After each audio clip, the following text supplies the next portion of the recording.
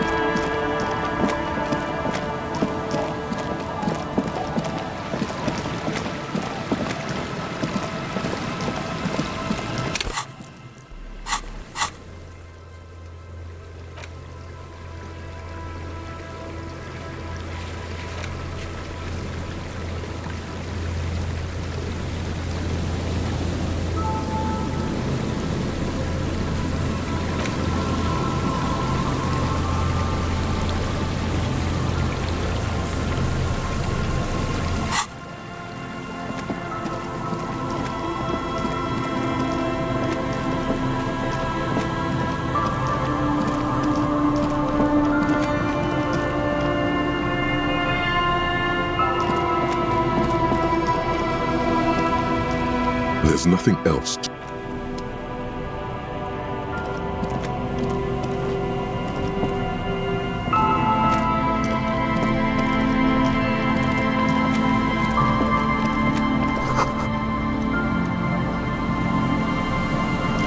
A metal and plastic contraption bobs up and down amidst the trembling reeds.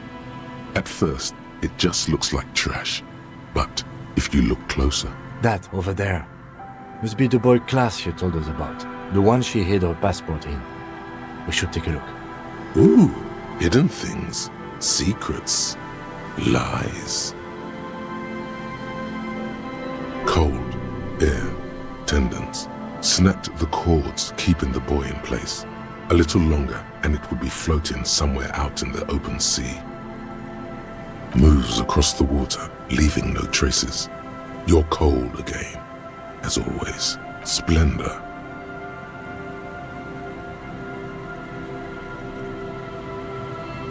Indeed.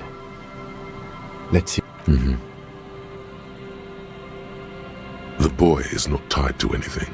The cords dangling from the bottom really have been torn or cut. You lift it out of the water easily, noticing how light it is. The number 11 has been written on the yellow plastic. It hasn't been in the water for very long, but it's already discolored and slimy with silt. A latch holds it close, but only just barely. The brittle metal of the latch has cracked. Simple construction. Very unsafe. There's something in there, splashing around. It smells like you would expect it to smell. A concentrated version of the coast. Salt, industrial slop and decay. And just a dash of hard liquor. Yum. The water this side of the peninsula is cleaner. A shot glass's worth of seawater pours out. Some algae, and nothing else.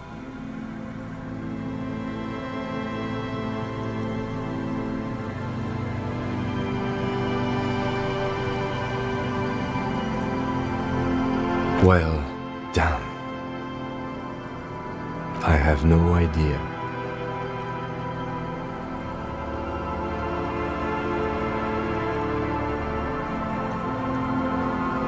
Or think we do. This is a small loose end, either way.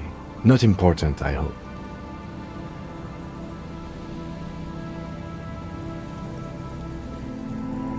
In my experience, cryptids are generally uninterested in travel documentation. We should go. You could ask the miss what she thinks. Later, if you have the time. Though you doubt she'll tell you much at this point.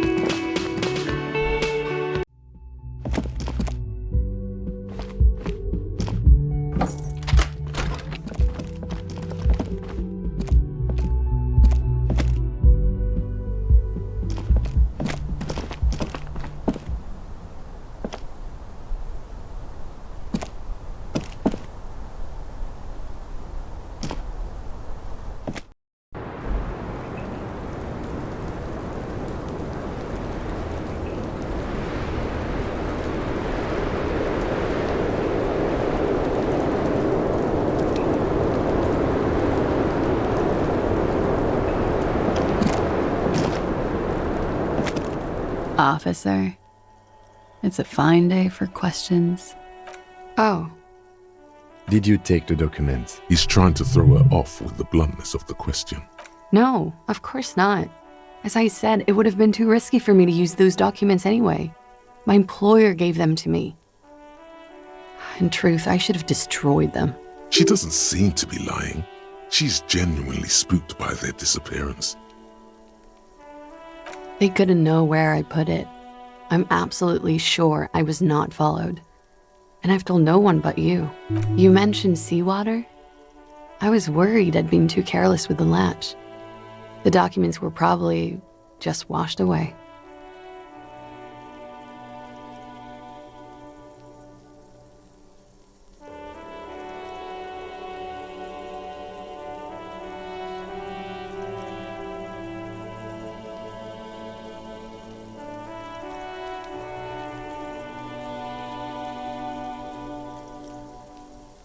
The words, washed away, sound distant and strange suddenly. Somewhere far away, a dog barks.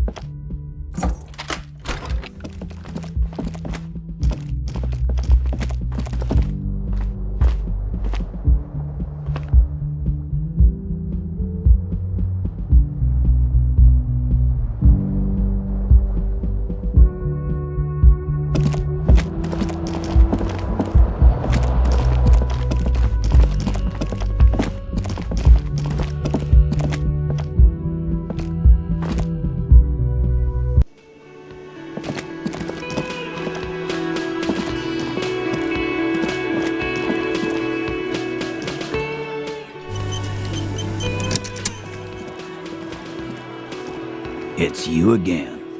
What is it?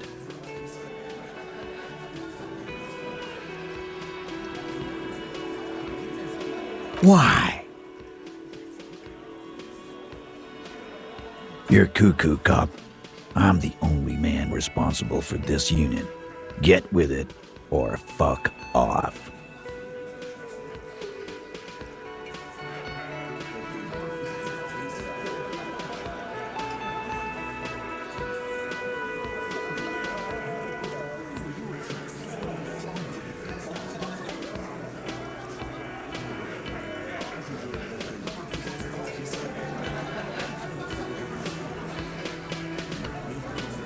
How many times must I tell you?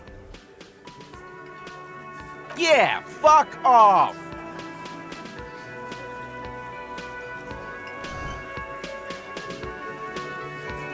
Sounds like you're making her a suspect in this. Not on my watch, you're not. Ruby's one of us. We're not gonna throw her under your moral intern steamroller. Fuck that shit. And fuck you too, moral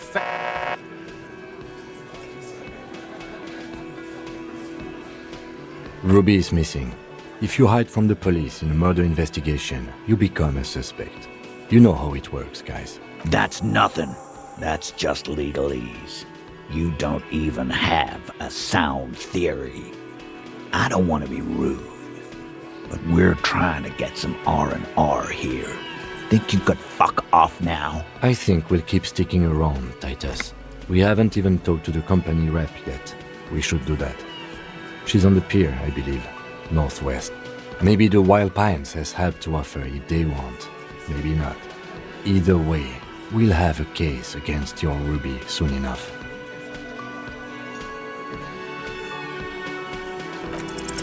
Nothing is happening. The pieces are there, but they remain unconnected. Sorry, you're not coming up with anything. Again, the pieces are there. She could have done it. Somehow. Something else. Walla walla bing bang. I don't know what it means, but it felt like the most appropriate thing to say. That's what the witch doctor would say, at least. No one knows. You're not an idiot. Don't say that.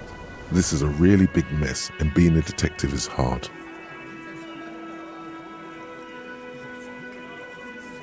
Still nothing, but that's okay.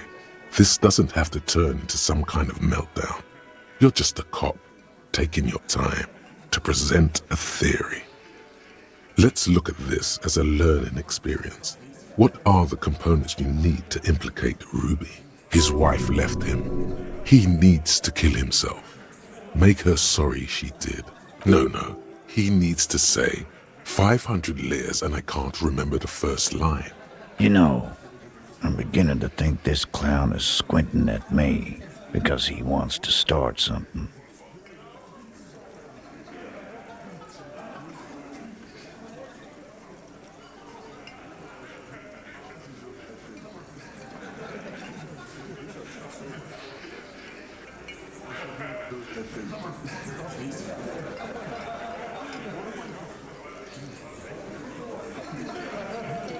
Nah, boss, he's just mentally handicapped. I've seen them do that.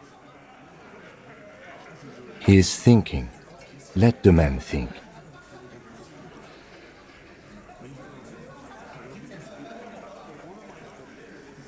He fires a nod of solidarity in your direction, as if to say, take your time, it's okay. I don't know what to say to that. That's sad, man. But why are you squinting like that? Looks to me like he's about to get aggressive. No. That's his concentration phase. Here you go. Access to the roof, weapon, and motive.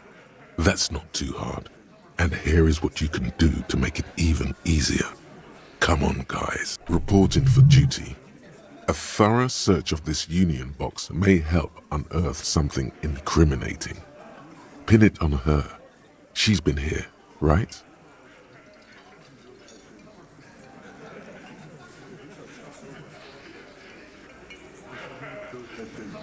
Hey, did someone say something already? No? Yes? Who cares? Upstairs in Clausia's bedroom, the window the bullet came through. Analyze that.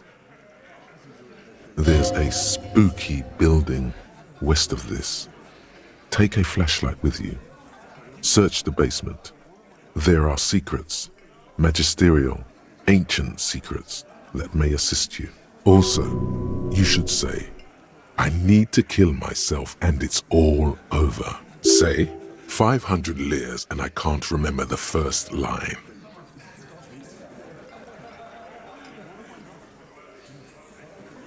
No, he already said that, and nothing good came of it.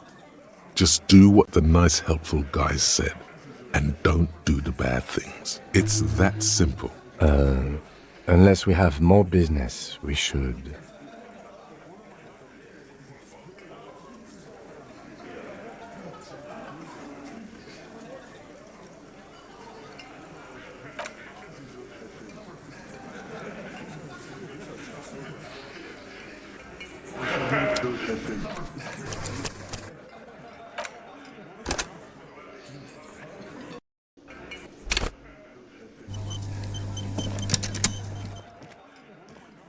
It's you again. What is it?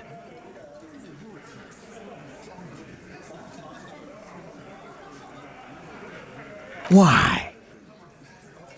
You're cuckoo. How many? Yeah, fuck off. Sounds like you're making rubies. And fuck. Rubies, That's I think maybe the... Starting from the right. Once the sit coughs across, he's and then the M in on his, let's call side in the awful in conclusion. Exactly. But none of this is news to you. A sudden flash of lightning in your neocortex. The hostel cafeteria is lit by its airy blaze. Floor plans, bullet trajectories, webs of human emotion, all channeled into a single thought. A massive activity spike in the amygdala copicum, the part cops use to pin murders on people. because she was here all night with us. He's cobbling together shit so he can put her away. It's Cop 101. She was here all night, 11:30 to 12:15. She was here during all that time.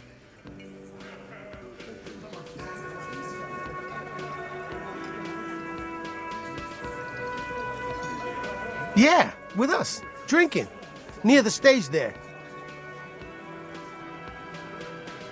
No. That's a lie.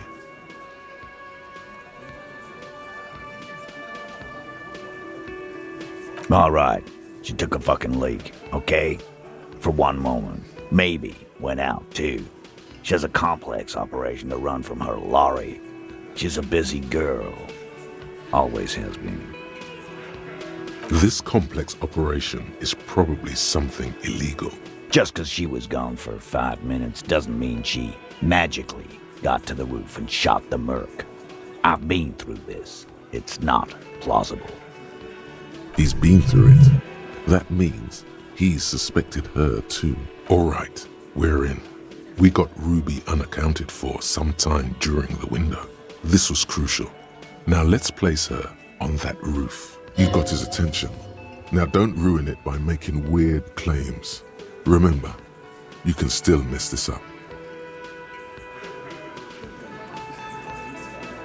Why not? You can't draw a straight line into Clausia's window from any of the surrounding buildings. Not from what I know about Martinez. Maybe from the coast. But like I said, I've been too busy dealing with you idiots. So no, I don't think it was a sniper. It was close up. Unless it was an exceptional, almost godly sniper.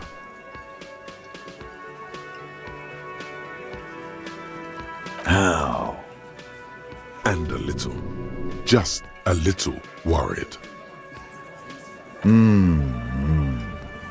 People say there was a pinball arcade here, sometime before the hostel. What was it called, Theo? East Delta Pinball Arcade. Weird place. Went bankrupt. Okay, but how'd you get up? There's no room for a staircase in this building. Or an elevator, for that matter. The elevator is outside the building. It's an old dumbwaiter used for moving pinball machines up and down from the workshop. Ruby could have gone up, shot him, come down, all under 7 minutes. That's quite the theory. We need to have a look at that secret passage, boys. Right there, underneath the calm and the cool, a nervousness. He's thinking, Ruby could have fucked us all over. How did I not see it? I'm on it, boss. Right when the law clears, me and Angus are going up there. It's a dumbwaiter, not an industrial lift. How about I go instead of... Just now. You got something else to back this route up? Or is that it?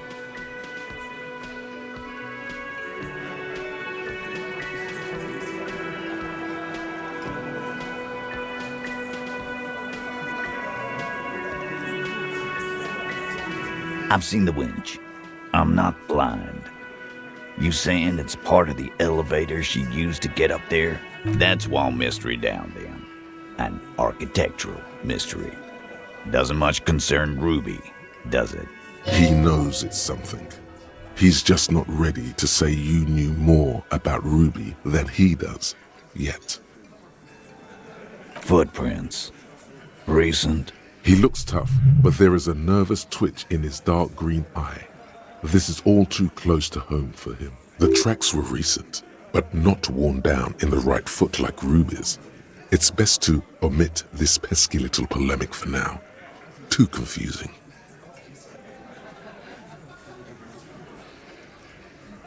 What else could you make out? How recent? What size?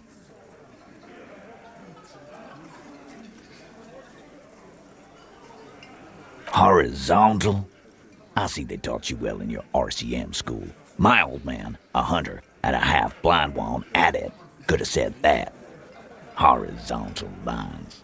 Good news is, I'm still listening. He knows they had to be recent for those lines to still read. This wasn't a failure.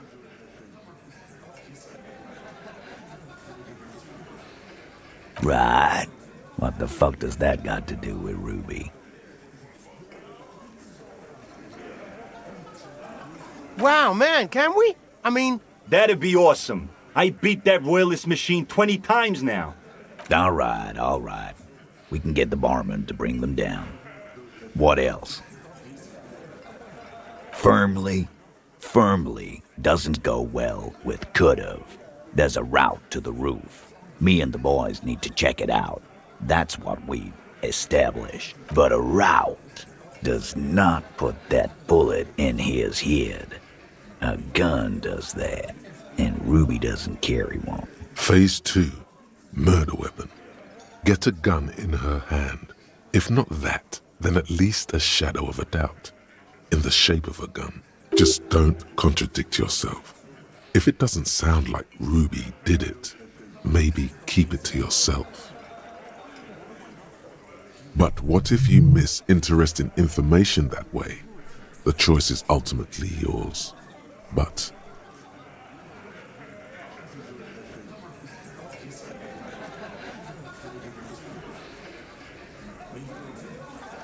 So it had to come from a breech-loading rifle. Military grade. Not even you militia monkeys have those. This goes against your short-range theory. If the murder weapon was military grade, how did Ruby get it? Wait, did he say you don't have big guns? No, just say you're honest with him. Don't challenge him.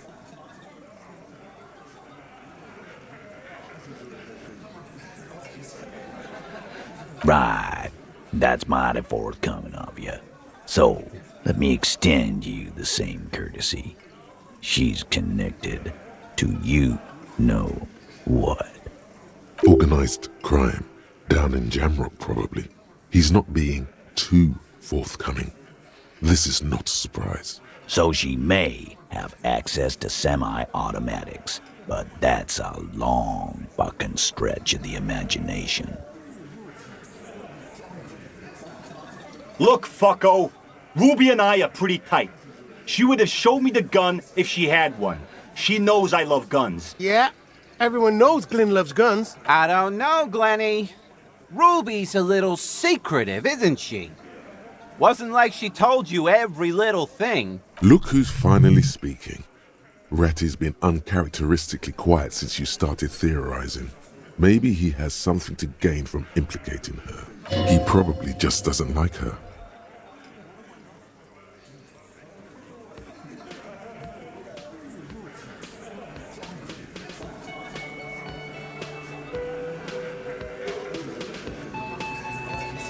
She organizes things. She doesn't whack people. That's not the kind of person she is. She's a talker. It's clear this one is protective of her. Easy now, Glenn. What he's trying to say is, people who don't have guns don't shoot people. You need a gun for that. You can't prove she has one. You don't need to prove anything. Doubt is enough for now. And Titus must have some. You lost your gun? What an idiot! Tell me, did you lose it before the murder? Sure. Take your sorry ass out of here. Ruby didn't use your lost gun to kill him. This was merely a thought exercise. He did not lose his gun. Let's move on. I don't know, cop. Why don't you find your lost gun first? Easy now, Al. This isn't comedy hour. Titus, we're not seriously considering it, are we? Ruby wouldn't do this. Why would she do something like this? Phase 3. Motive.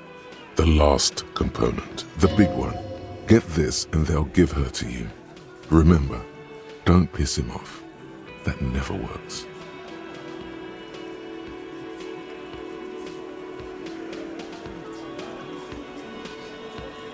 Nah, man. That's just Ruby. She's got shit under control. That's her whole thing. That's why she's so good.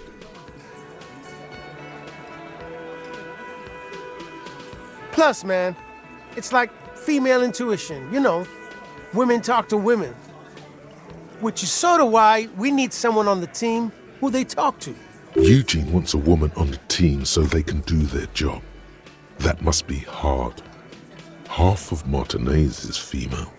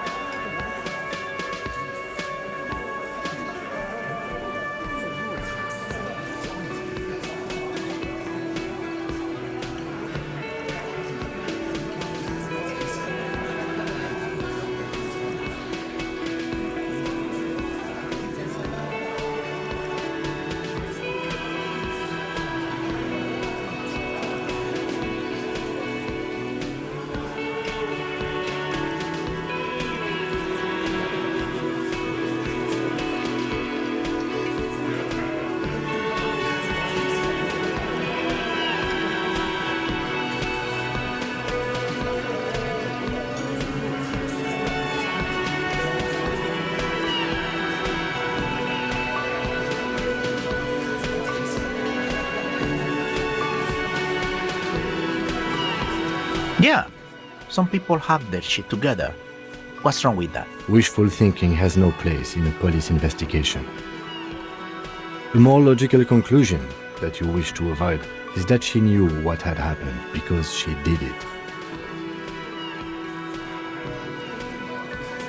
Yeah, like what?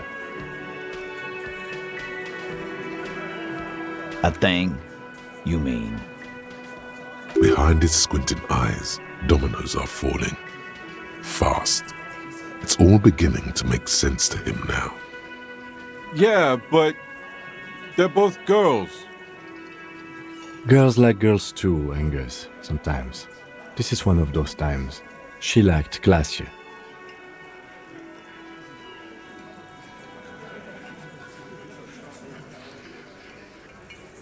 Fuck you.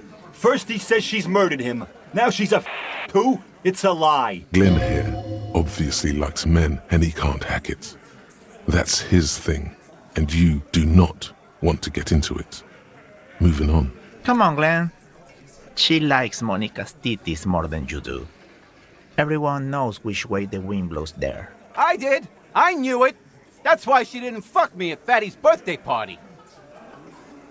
She didn't fuck you, 'cause you're 40, and you still live with your mom, Dennis. So this is why Shanky doesn't like her. Useful for you. It makes him advocate against Ruby.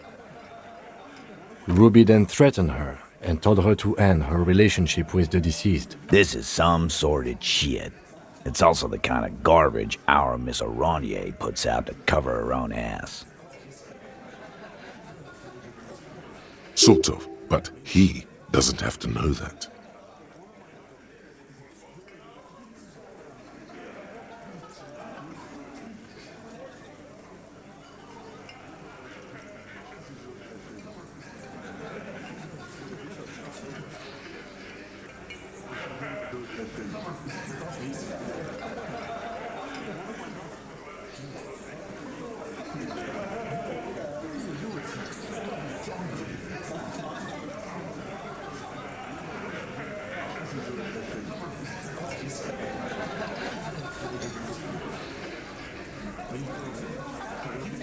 That Ruby is queer as cabaret, now that I start thinking about it.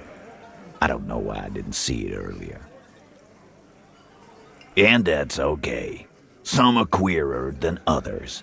You can still be a Hardy. But if you bring your own personal shit into our outfit... If that's the case, then it's not right. But it's not the case, right? There are many pieces that fit together that way, Eugene. Face it.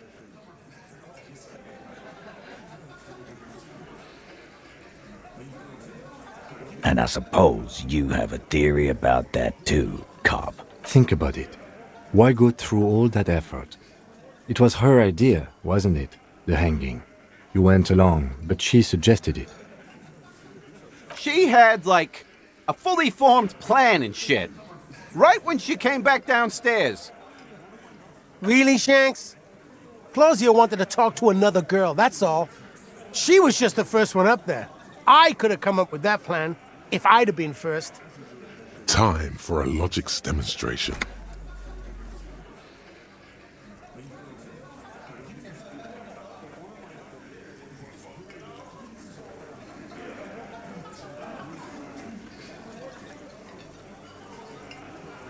I didn't do it, fucker! It wasn't my plan! You probably did, though. It's just a thought experiment. Think, Shanky. You killed him. You got up there, shot him, cut down. Fuck you, man! I would never fuck my guys over like that! Especially for some bird! She didn't either. She would never do that. Why aren't more of you defending her? This is fucking stupid, Titus. Glenn, I thought the same thing when she skipped town and left us in this shit. Oh, so he didn't rule her out completely. And she skipped town. This is good. There's no fucking leadership challenge. Just when I thought you were taking this seriously, cop. Man, now he's just throwing shit again. Okay. We ruled out infighting. That's how this works, by exclusion. Remember, all we need to do is rule Ruby out too. That's all this is. There's a bit of truth in there for Titus to wreck so brashly. He does not like his authority questioned. Silence. He looks around the room. The old man in the corner. Not a very small nod. And a trickle of tobacco spit on his lip. This is the only option he cares for. Yeah, I see it. There's one more thing I've been wondering about. Ever since you asked me where she is. Add it to your list of suspicions, if you want. I don't know where she went. She just got up and left. Got real scared, too. Wouldn't tell me where. However hard I asked. Want to know why? She was afraid I would tell you. Maybe she was right. By now, I probably would. She knew there's evidence on her, and she knew we'd find it. This is typical suspect behavior, why fleeing is always incriminatory. Perhaps. Ask her if you find her. It won't be easy, though. She made sure of that.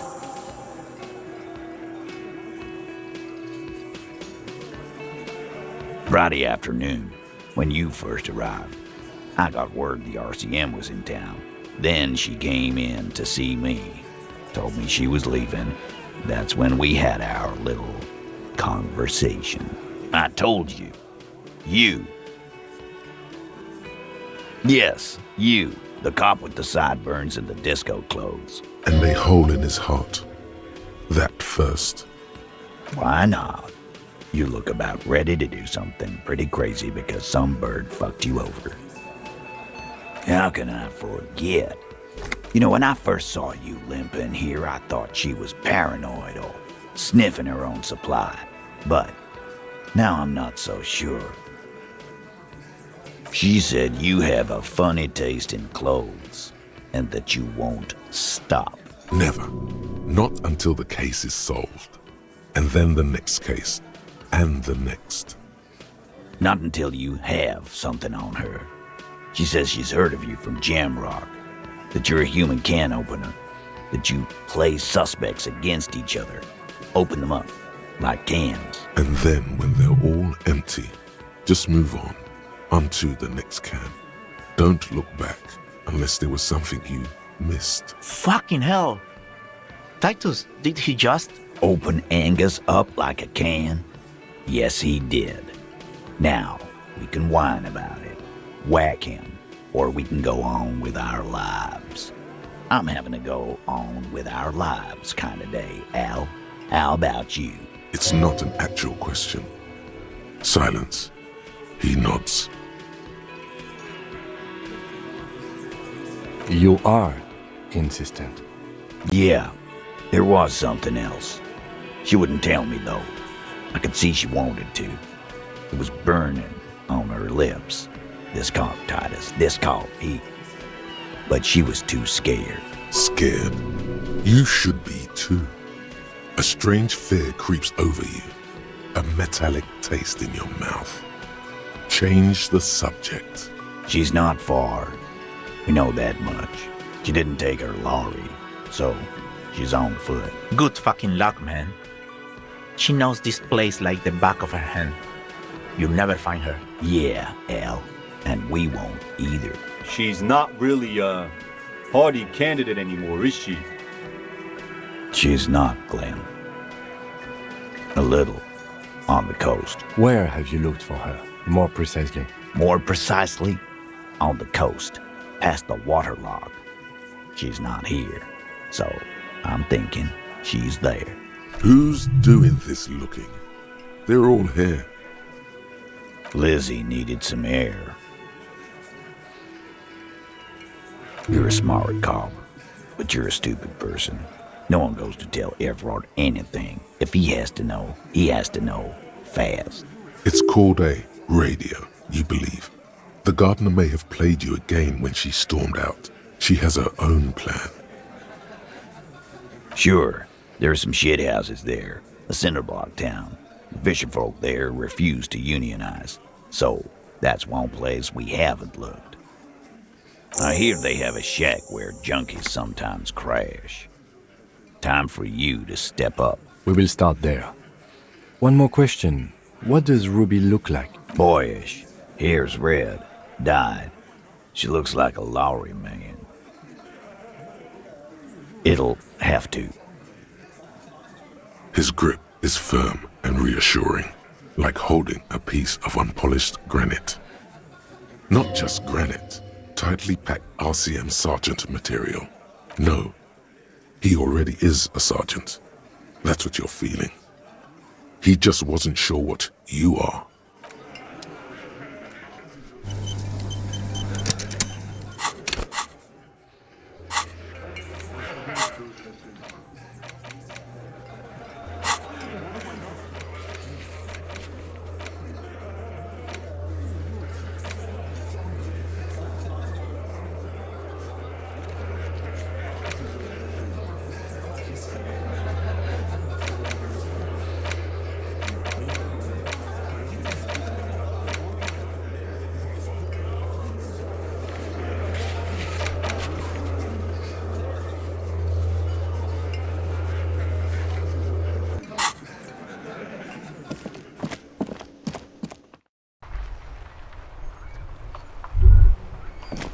You think you have a pretty hot suspect right now, don't you?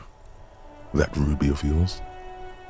Notice how it came together without casting too much suspicion on Clasia. It was nice and Ruby-centric in the end. Anything strike you a bit off about this mishmash? Good point. It is rather rare these days, but do continue. True. Strange how you conducted the whole advanced ballistics analysis and then hand-waved it? No, they didn't. Notice how this hasn't come up at all. Even Hardy and his boys didn't mention it. Neither did you. That's right. Finish thought. Just finish it and conveniently go on. She's watching you leave right now, you know that. Free as a bird on that roof, lighting up a cigarette and thinking, am I glad Ruby's in this shit and not me? Don't listen to this guy. The theory was solid.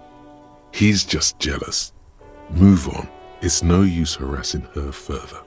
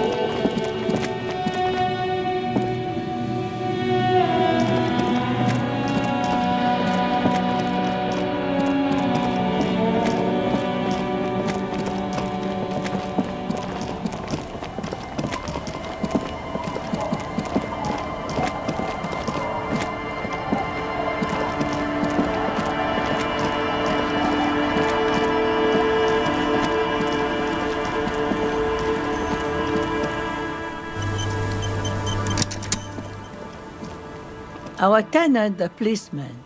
I hope the waves don't keep you up at night. What can I help you with? I can wash it for you. But it's going to take about a half an hour. Think you can stay put for that long? Hell yeah. No, we must run around ceaselessly. It would be torture to stay put. I could use a breather. It's been another track and field day. Well, hand it over then, and I'll see what I can do. Must say, I'm proud of this one. It's pretty nice underneath all that filth. I hope you'll have an easier life in your hands.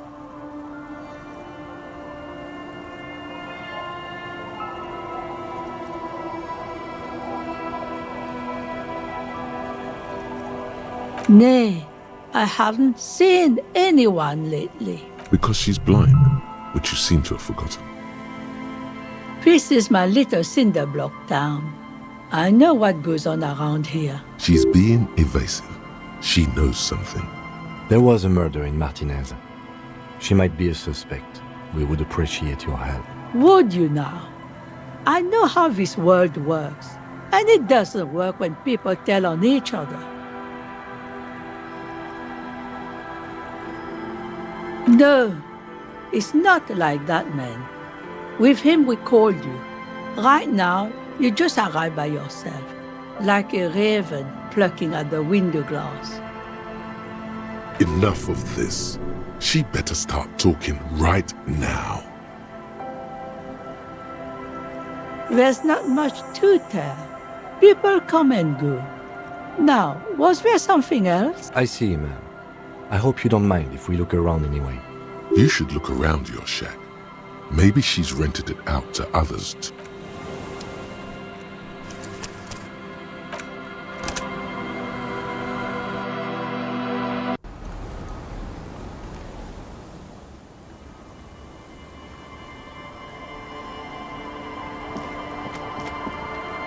Our tenant, the policeman. No. I could use... What must say? Nay. Because she's blind. He's a sharp one. She's being evasive. She knows something. There was a murder in Martin. Would you now? I know how this world works, and it doesn't work when people tell on each other. Ah, I should have known. This is yet another union mess. I'm not afraid of them, you know. We are not in the habit of being afraid around here. Enough of this. She better start talking right now. This shit? I'm not going to do your work for you just because you got a potty mouth. I see, ma'am. I hope you don't mind. You should look around your shack.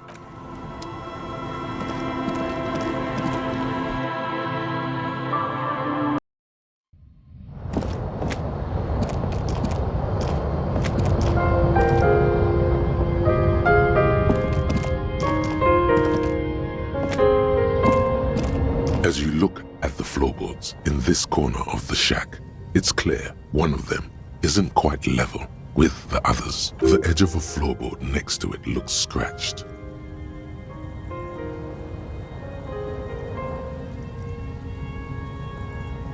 Hollow space underneath the floorboards is dark and damp. You can barely make out the mixture of sand and sawdust below.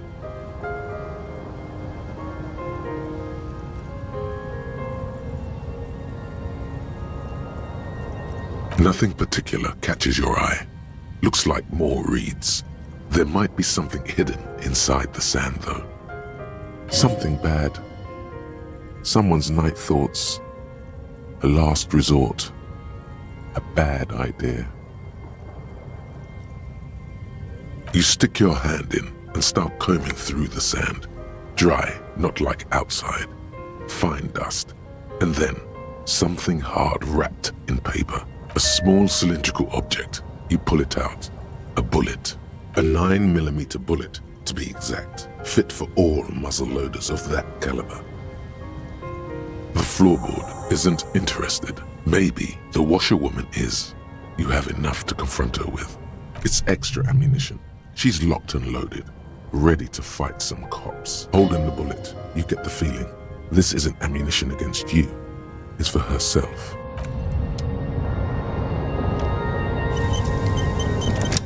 On the table, you see a bowl of water, a rough soap, and next to it, a small hand mirror. A straight razor soaks inside.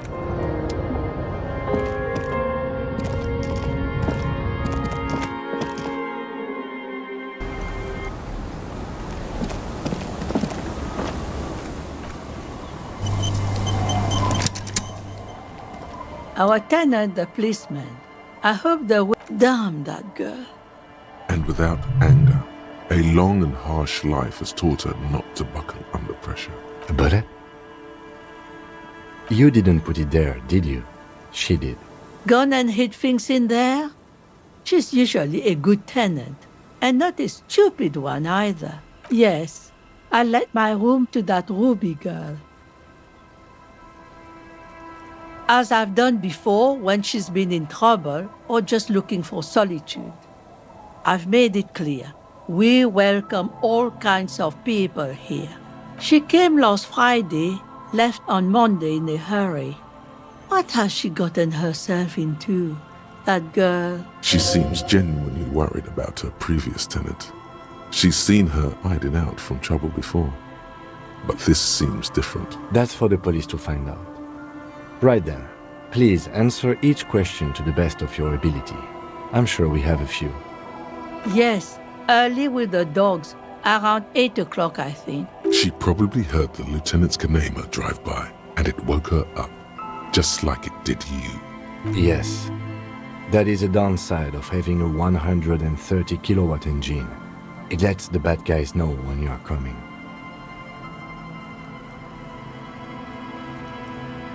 I cleaned it, like I always do. No. The truth, sire. She's good company. Knows how to talk to an old woman. At my age, you don't get a lot of quality conversation. So I really appreciate that about her. This Ruby is an old lady whisperer. She knows how to work the village elder, unlike you. Did she talk to you much during her last stay? No, she was mostly silent this time, kept to herself. She tried not to let it show, but I could tell she hadn't come to fish. Usually she likes to cast a few lines, but this time she mostly stayed in her room. She wanted to talk to her, as they usually do, but she was brooding. How would I know? She's a gruff one, but not violent. She doesn't go around toting a gun. You could ask her about your hunch, that it was a desperate measure. See if she thinks Ruby fits the bill. Do tell.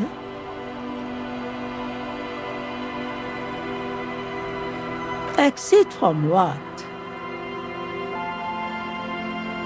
The lieutenant stops writing for a moment. He looks at you, then at the old woman. No, she's a fighter. Not a quitter, like you sometimes get, son. She really believes that. Nothing of the sort. Sure, she was no stranger to the bottle. She fit in that way. But I only knew her to have a beer on the beach while watching the sunset. The sun sets for everyone. She isn't what you call a drunk. Even offered me some from time to time. Said it was part of the communal life. But I never saw her lose control of herself the way some people do. I don't know. Further up the coast, she tried to leave quietly, but the hinges on that door screeched like a cat in heat. Woke me up. I heard her rushing in those heavy boots, heading up north. It's a peninsula. She might be trapped.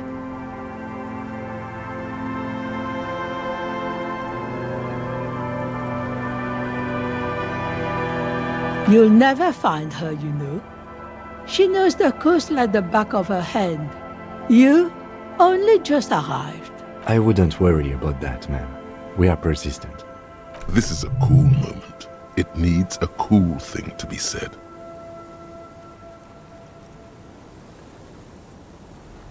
What?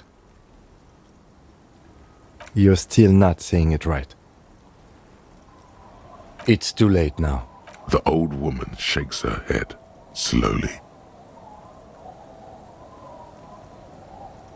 Yes, it's going to be too much work for you to find her. Better for you to stay here, get a nice cozy fire going in the heater. The failed electric mural. What more do you want to know? Yes, one... She really means it. It's an honest plea. She's a good girl. Whatever she's gotten herself mixed up in.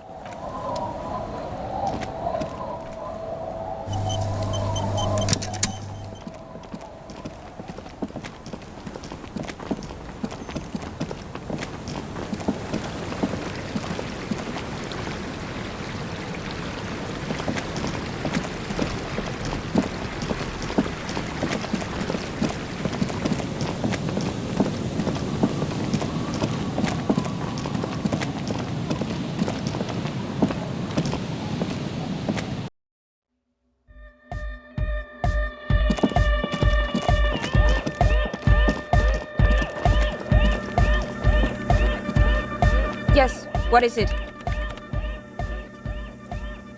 What? I can't hear you! The music is too loud! Oh, the project! It's not going well! There's that guy!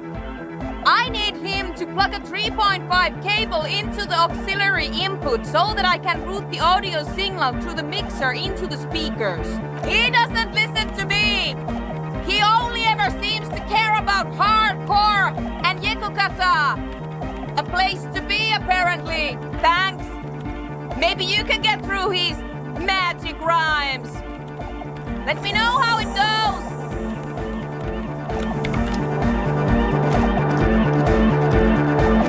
Back to the heavyweight jam. Hardcore. It's hardcore. Your cop training did not prepare.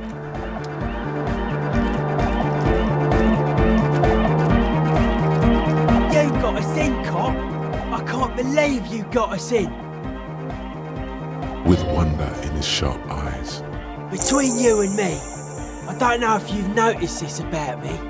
I'm a little suspicious of authority. But you really came through for the hardcore underground. Yes, you really came through for the hardcore underground. How come? The would-be leader is cutting some futuristic shapes on the floor, sweating profusely. A cell using her contact mic to listen to a tree underwater. The one with the large head is blasting the dance track on repeat, while the stained glass window behind him is rattling from the bass. Sire, the tent. 'Twas a security risk. And in here, sanctuary. 'Twas only noble of you. Okay. What he means is, you're right. I do not understand. Do whatever you have to do to keep your nose out of the bottle.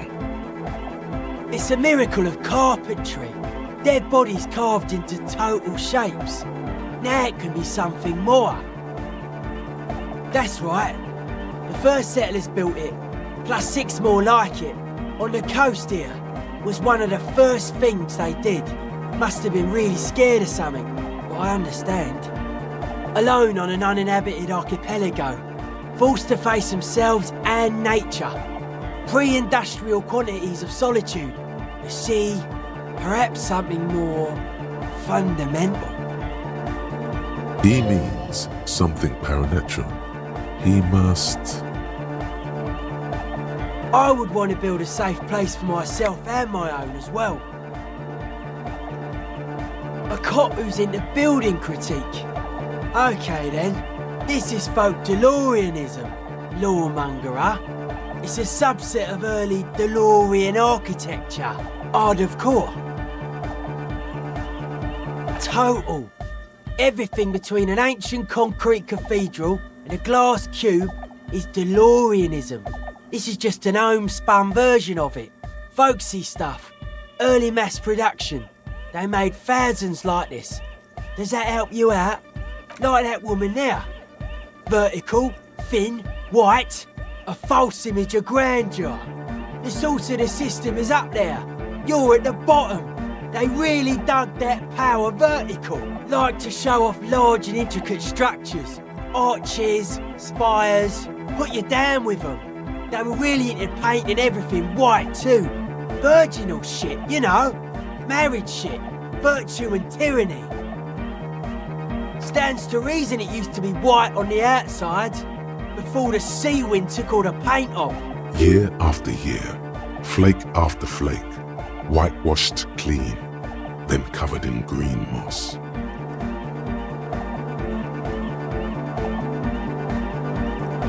Slowly, peeled by the wind, your skin crawls from the sensation as you look around.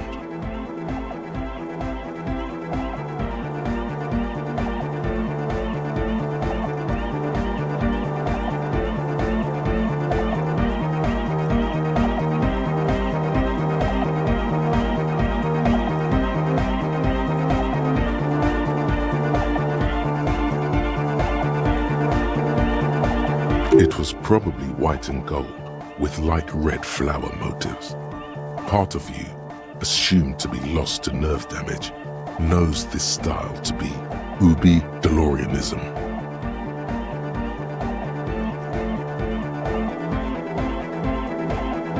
Good catch, art cop. The herdsmen of the Ubi Sun Islands came here on the first boats. Their flowery version of DeLoreanism could be what we're standing in.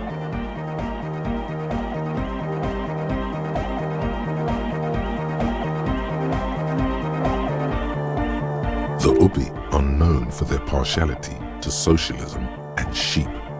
They come from an island called Ubi Suant, the only place in the world that has a question mark in its name. There's something else important you should be able to remember about Ubi Suant. But all that's coming to mind is the sheep. Dead bodies are perennial plants. Sigma functions have left this place. It's a good thing we came along. The spiritual collapse has been total. I saw some piglets suckling their dead mother. Have you heard this one, Cop Man? After a short while, they shuddered and went away. They had sensed that she could no longer see them and that she wasn't like them anymore. What they loved in their mother weren't her body, but whatever it was that made her body live. End of quote. This is an high-quality carcass. The power of anodic beats and hard bass is needed to reanimate it. A Sarais man who lived a long time ago, an ancient hardcore brother. A 3,000-year-old tyrannical regime of history, built and maintained by hundreds of generations of self-appointed intellectuals. It's false core.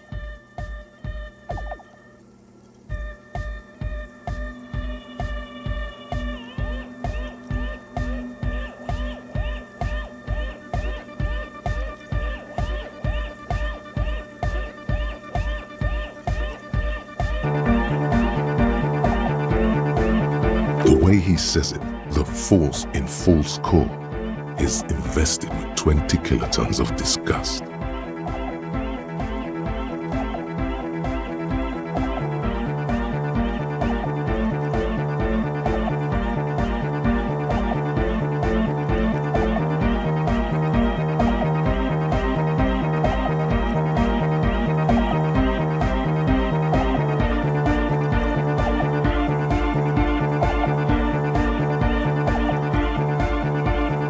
I only said unity. One word. Figures of authority always misquote you.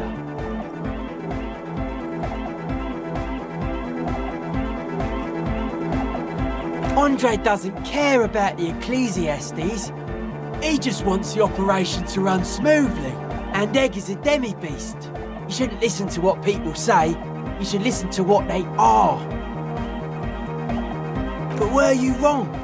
The founding party is okay with everything. Look around. They don't have enough love for the human crew to oppose anything anymore. We're on our own. That's still a lie. Reassert yourself.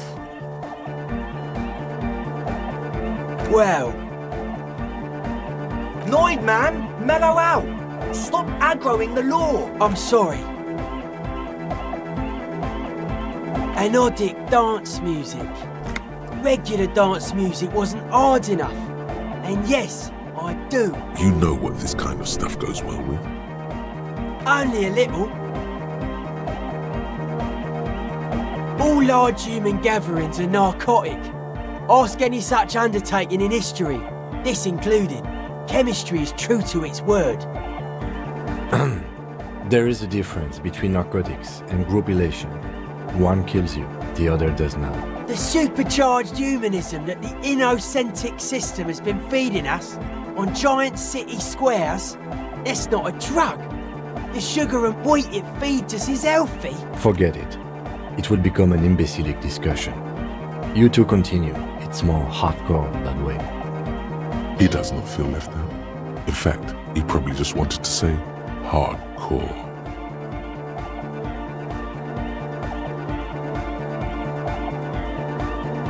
It does feel good to say it. Maybe the speed freaks are onto something.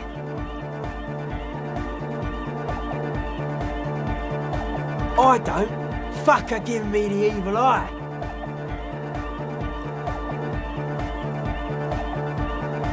You defend her, law minion. She was a mass murderer. What's up with that? Mellow, man, mellow! No one's a mass murderer. This is a house of love. Mass murder on the floor!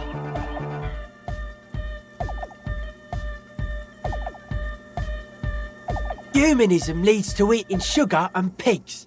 Humanism was invented to mass-produce billions of humans. Billions of humans can mass-produce hundreds of billions of pigs. And many, many more tons of sugar. She liked games. Her legacy, the thing we live in, isn't real life. It's a strategy for some kind of victory against a long-dead opponent. But, yo, I'm only annoyed. What do I know? She invented the beauty you're feeling. She and her glass cutters and iconographers. You set the standard, all right.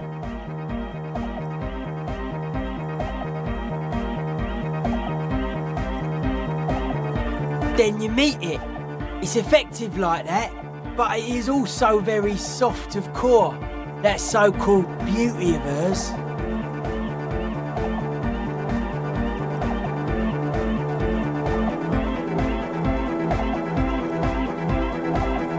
In the true life of tomorrow, every woman will be an innocence. They will wear neon headbands and leggings, and they will glow in the dark. But you don't like that. You liar. You like this one. The softness of her core is dear to you. Oh my living God, it's there. Suddenly you feel like you need to plummet into it. Look away. Say something.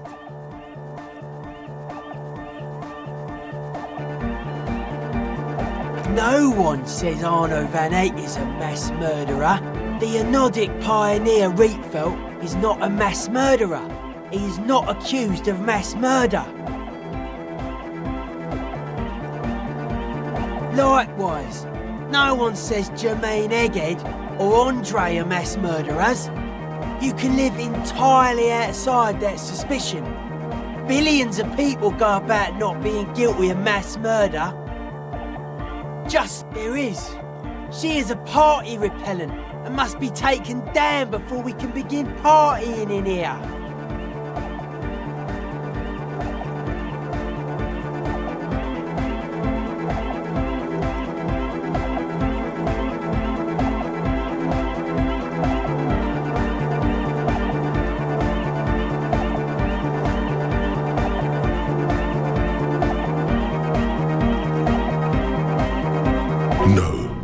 That's not it.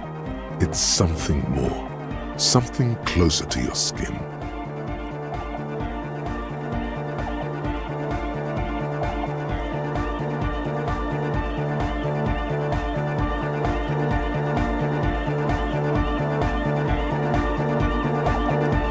The speed freak's eyes narrow with suspicion, as if he's looking at a man possessed.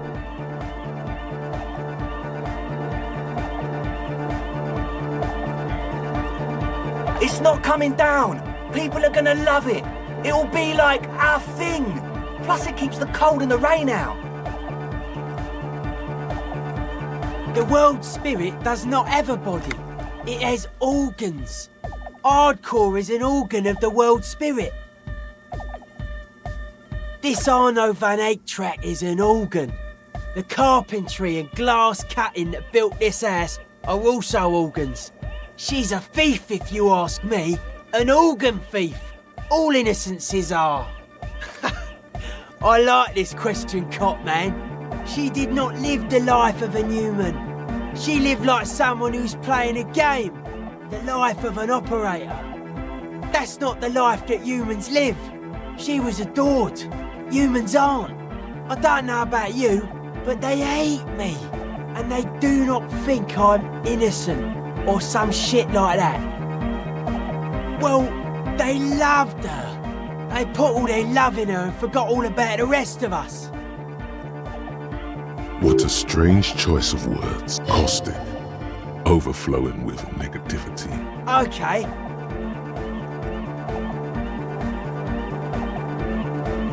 Hard to say, Cop Man. Signs in here are distinctly wild. Gonna take a while before everything's properly synced. I did get to talk to the Crabman though. Anyway, he's been giving me kind of a psychic rundown of this place. Dude's seen some crazy shit, but he's actually a lot like us. Have you been listening to what Egg's been saying?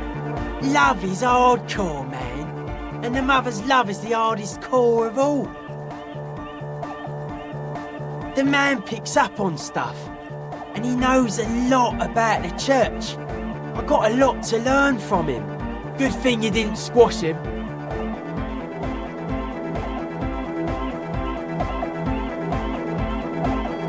The Crabman's been lurking here for a while.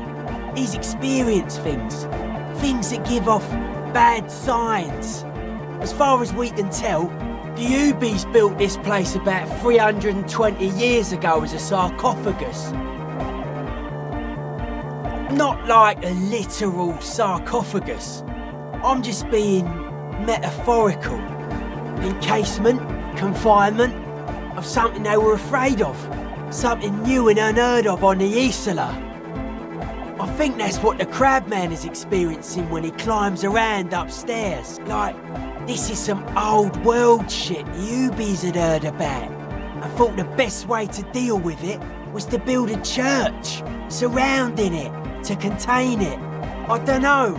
And it's not something they properly understood either, what it does.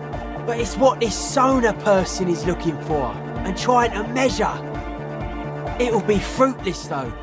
She won't be able to measure it. People like that always want to measure everything.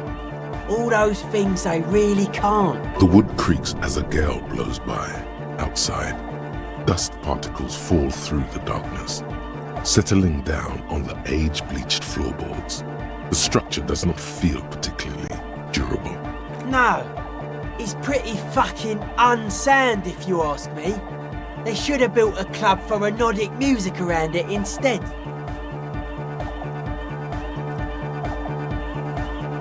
Nordic music will definitely contain whatever we're dealing with. And if it can't, well...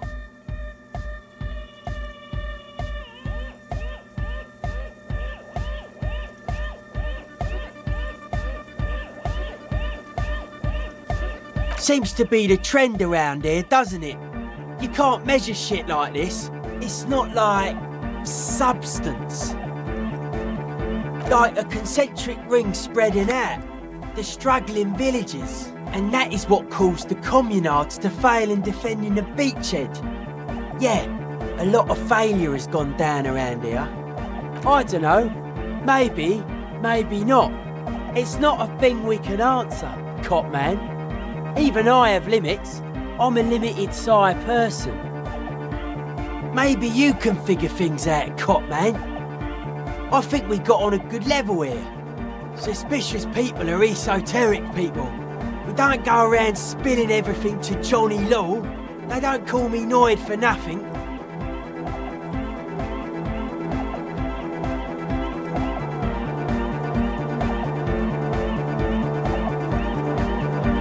It took us setting out for this whole enterprise to get our signs synced. It's short for paranoid. A reasonable question. Say I get hurt. I want to make sure it never happens again. So I analyse the situation. Exercise caution. Caution is suspicion. It'd be easier to list stuff I'm not suspicious of. I'm not suspicious of sound and colour. Mechanics and chemistry also have a trueness about them. Most anything else deceives. Wants to steal your life away. This is a good, dangerous line of questioning. You should prod him on.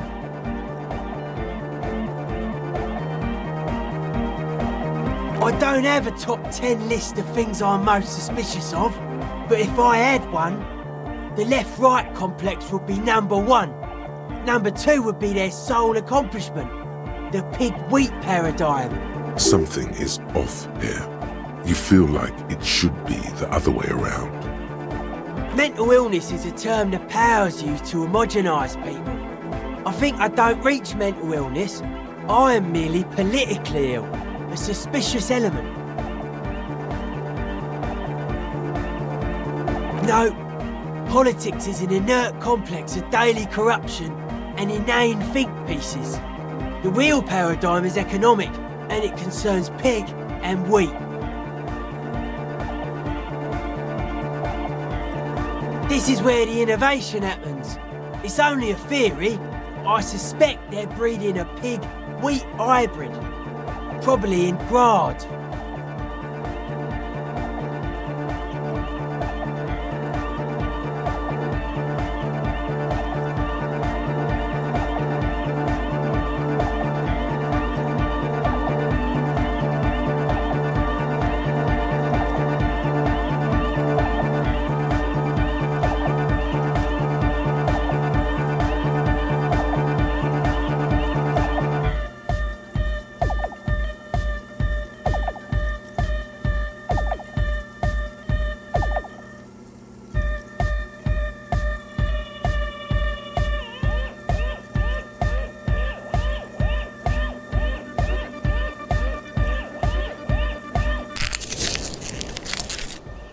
I prefer not to. Both ask the wrong questions. Any spark of light from either one is accidental. Their combined movement's only concern is producing enough pig and wheat for everyone. The end goal of humanity.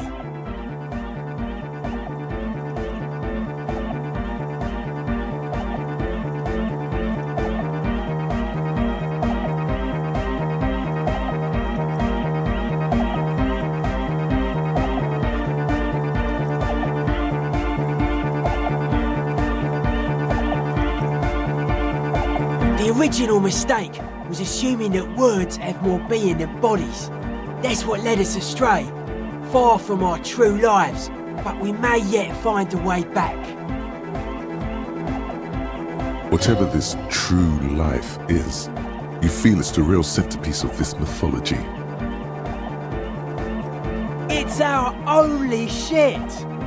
We should make better use of not being animals or cereal grain ourselves. Yes, having food is means to an end, but the left never talks about the end, only the means.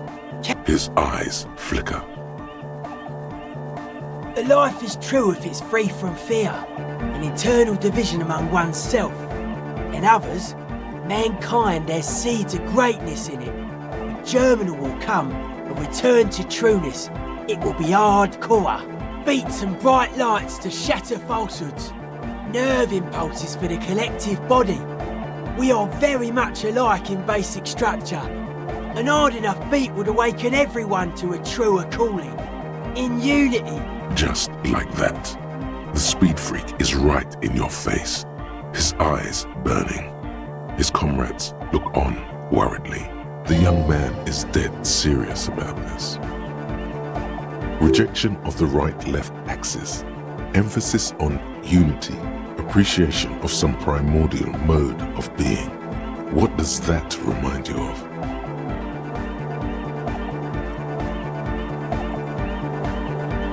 Nationalism, militarism, racism, and emphasis on a leader character are totally absent in hardcore.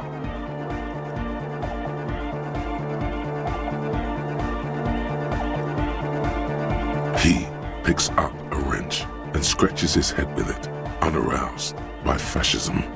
Many non-Occidental cultures share a beat at their art.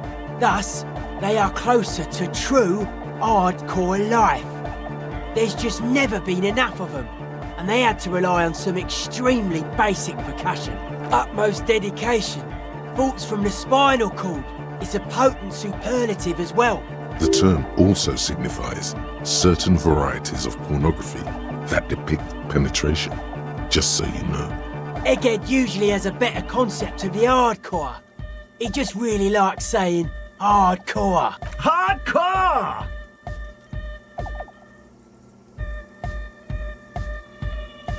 That's a pretty hardcore coincidence, don't you think? Yeah!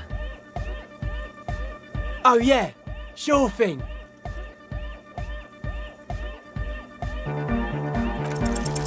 Dedicated, hyperactive, unified. You will have to add something of your own to understand this list of loosely formed qualities called hardcore. You need your own entry. Make it. Test your limits. Surpass them. Dance till you drop. Dance till you die. If you must. This is for your posse. They got to keep it up. They got to move. You are the major mic enforcer. Jumping around, as this sort of music requires, is actually a taxing physical activity and should be dignified with a sports suit.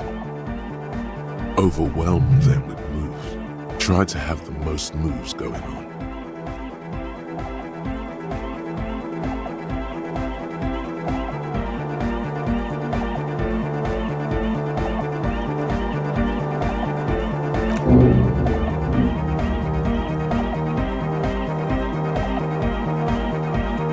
They're hardcore. You know what I think? I think man, woman, and child are arbitrary divisions which serve to bind humanity to serve them. They're just clothes. It's just a style, you know. No.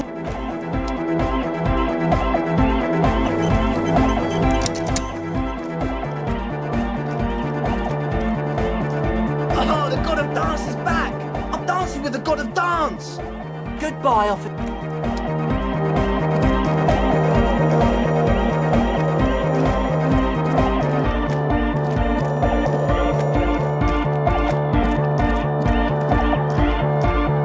We're close. True, hard, full, hardcore!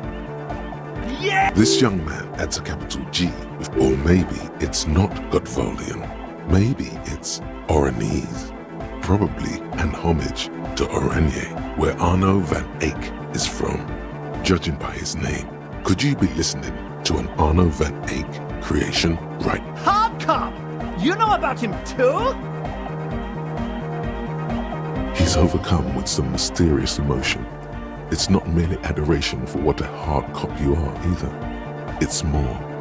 Could it be gratitude? You know Van Eyck? Wow! The skinny wraith looks at you with some disbelief. So am I! So am I! Oh! Is that why they call you Egghead? Because...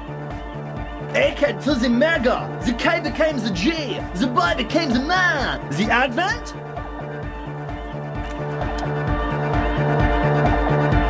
We're close. True, hard, full, car!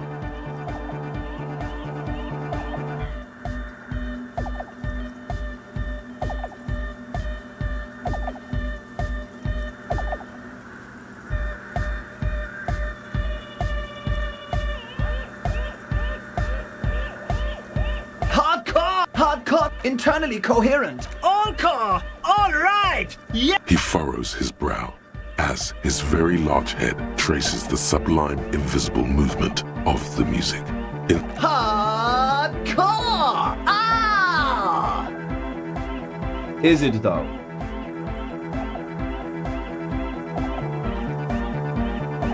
But is it? I mean, really? Feels like you should reply with the very pinnacle of idiocy here, so that things get totally transcendent. But you haven't gotten there yet. I am the mic and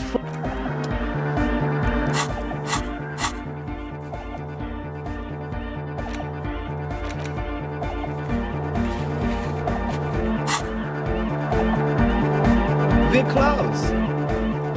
True, hard, full, hardcore! Hardcore to the mega! Here comes the...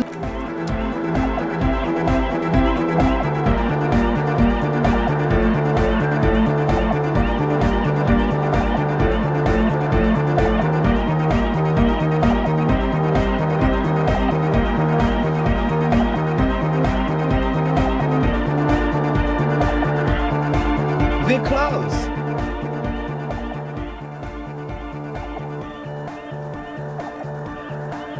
True, hard, full, car. Hardcore! Hardcore to the internally coherent. All car, all right. Gotta get the people going. I'm the party boy. It's my job.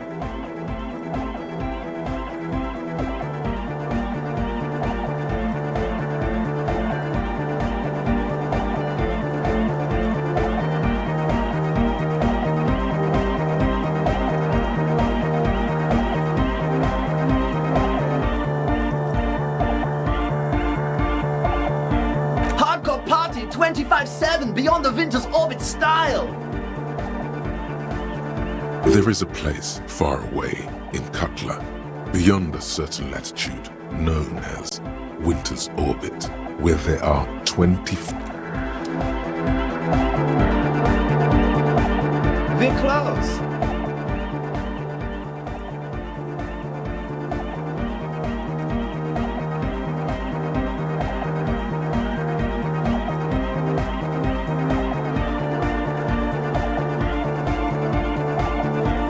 True. Hardcore. All car. He furrows his brow. Hardcore.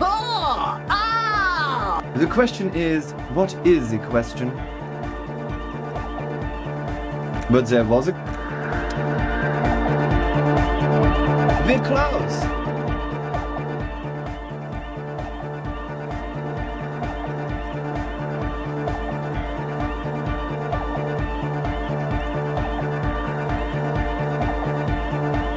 true, hard, full, core.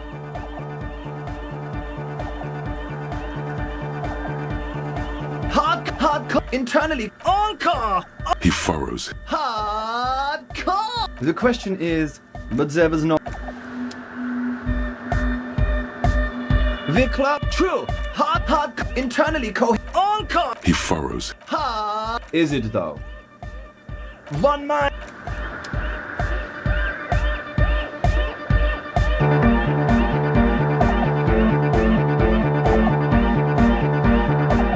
We're close. True. Hardcore. Hard. All core. He furrowed. Hardcore. Ah. Is it though?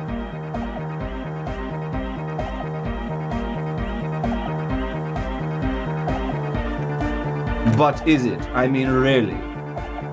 No, but seriously, I'm a bit worried it isn't. The skin on your back is crawling. For a second, you can't even hear the music anymore.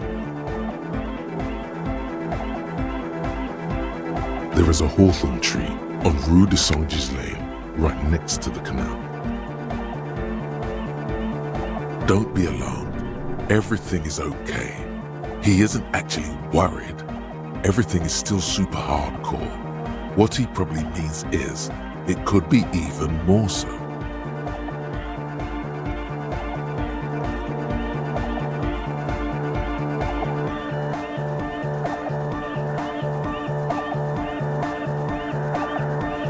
To the mega! Yeah!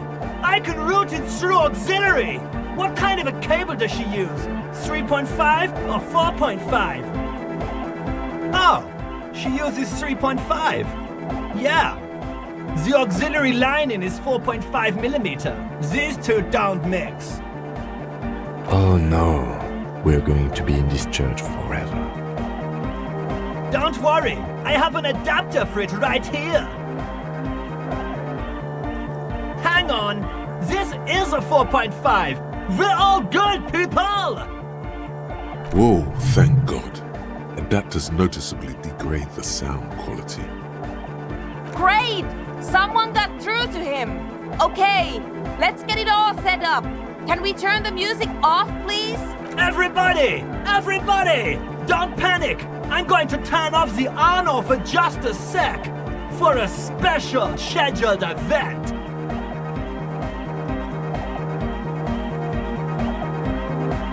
The Arno will be back! But we're doing something else for one moment. All right, go tell her that Egghead is ready to rave to her tunes. And then I'll turn off the music. Yeah! Back on the case! No disgrace! Bring it down to party place! The first page of the second chapter! Could it be? Maybe for him. You only have a chapter or two left in you. Last of the penultimate, more like. There's nothing wrong with it. I'm still in love with the hardcore. Sometimes I just feel like anodic music is in its infancy, you know? For example, take this Arno van Eyck jam I've been pumping for the last months, and will continue pumping for the rest of 51. Isn't something holding it back from being hyper? It's like it's only ultra. I think it's super hardcore, but you're right. It's not hyper hardcore. The young man looks at you reverently, as if observing the judgment inside your head. Growing, taking form. His friend drops his loitering act and turns toward you two. He, too, waits for your judgment with undivided attention. If anything, it sounds a bit proto, like it's not fully formed yet. You might be a moribund alcoholic and a failed cop, but you are pretty certain a thing cannot be both proto and hardcore. Wow! Culture cop! For a moment, you almost think he's going to put his hand down, but that would be ludicrous. I think you might be right. But how could it become hardcore then? I know it in my heart, but cannot sink it in my head. If this is not hardcore, how could anything be? No! This is the answer!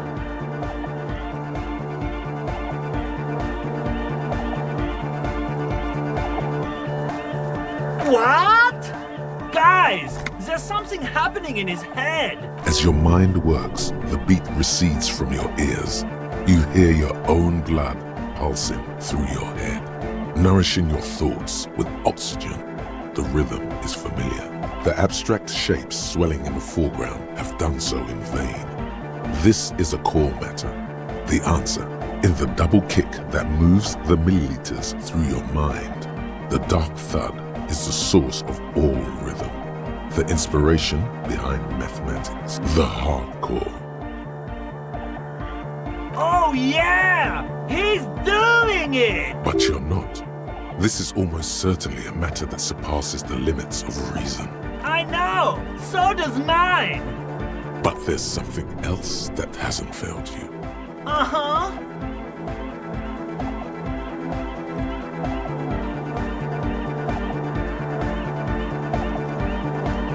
Oh!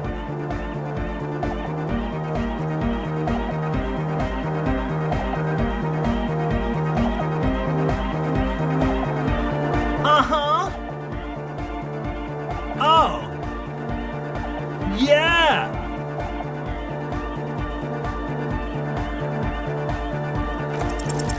Even dancing to this beat before, you knew it in your lungs where the pressure wasn't bursting, and in your heart that was alone, and in your solar plexus where the hits should have landed. So does every chordate animal. What?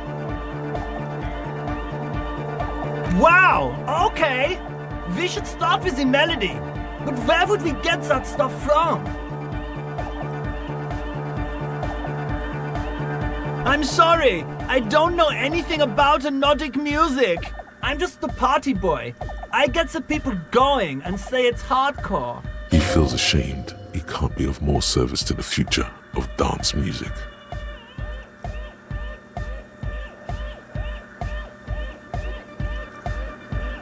The young man falls silent with appreciation.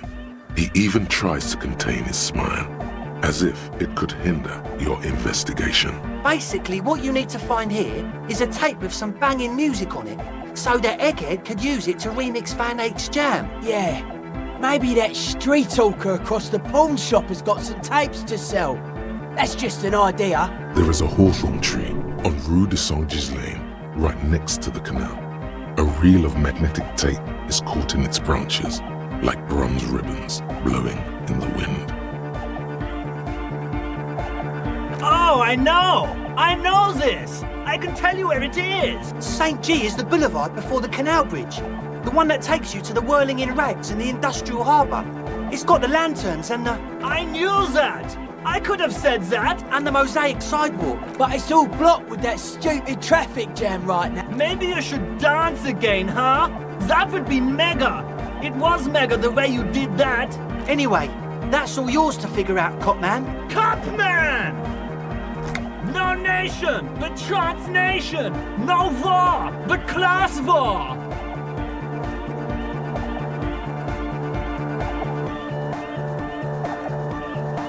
Don't be a lunatic. Of course he isn't. Jermaine here just yells random things. Odds are, sooner or later one of them will come off as fault reading. So, it's not this one. It's the world that's a thought reader in this equation. Yeah! Reversion imperative!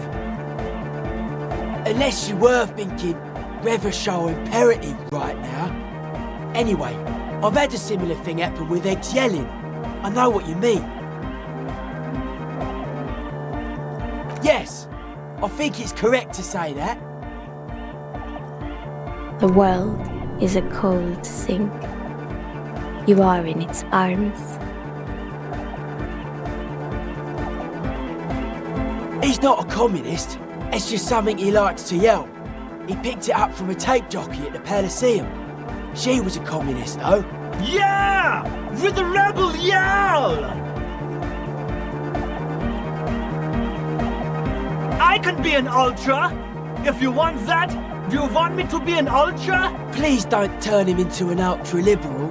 Oh, jeez. Please don't do that. There's enough exploitation in the world.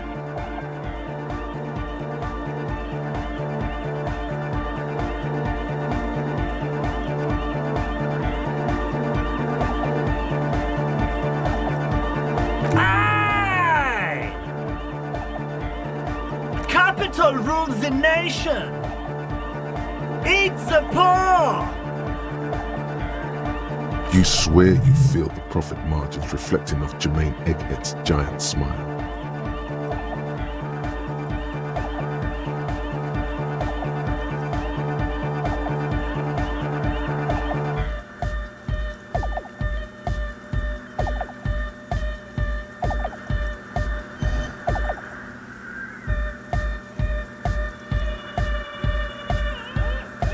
Tape! Yeah! Spins the tape until the space escape! Yeah! Alright! No! No, no! This is gonna make people scared! Keep it positive! Keep the capital forever! Dark Horde Hardcore! Jermaine Egghead! Basically, yes it is. Lungs are for love! When Dolores Day was anointed innocence, her lungs started glowing through her body. For the world loved her, and she loved it back. Yeah! Why wouldn't they be? Are the lungs not the place where you hold the breath of your soul? I think so.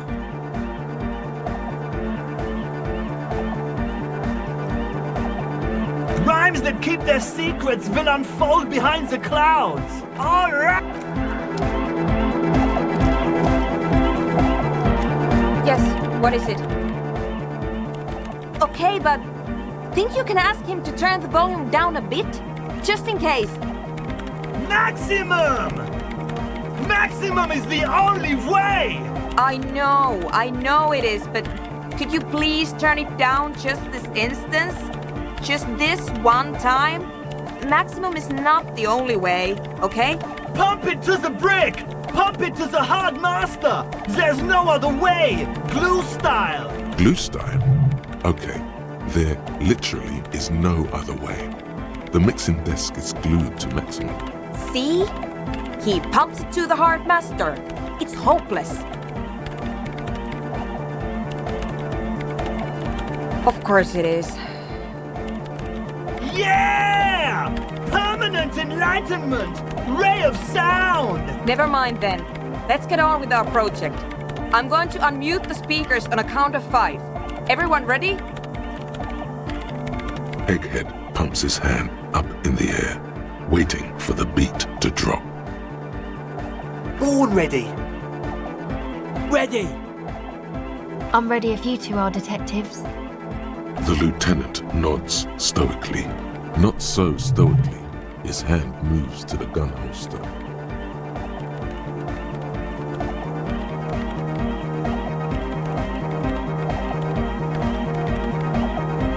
Suddenly, your palms are sweaty. The church seems cold and large, somehow. There's tightness in your chest. Anxiety. What?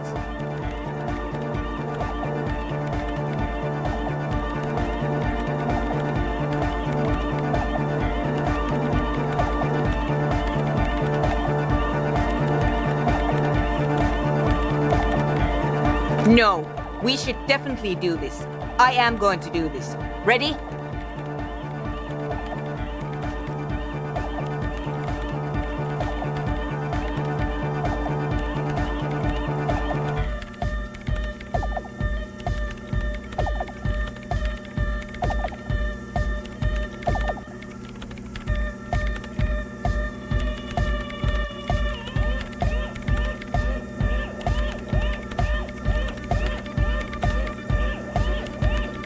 Her hand is trembling slightly.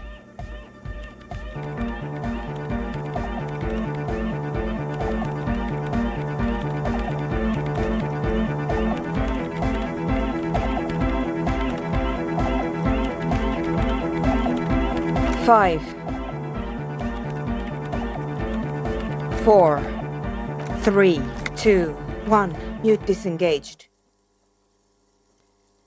No wind outside, no waves, no floorboards creaking. Total, continuous silence. This is unnatural.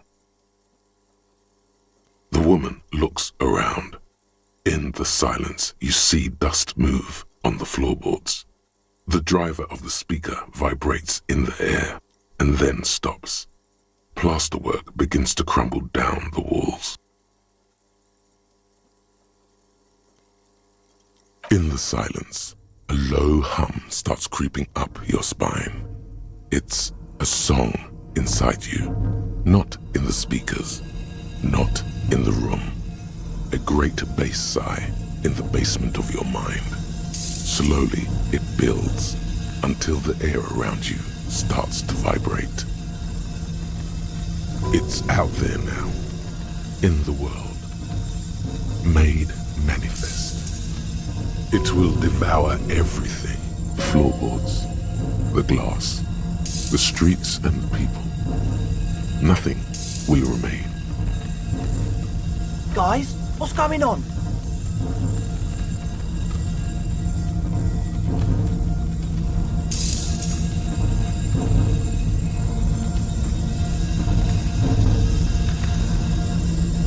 This fragile world is about to break. It's getting louder. In the basins, the water looks like it's boiling. Hosiana! Mother of Mega! In his mind, a tidal wave approaching from afar, swallowing entire coastlines on its way.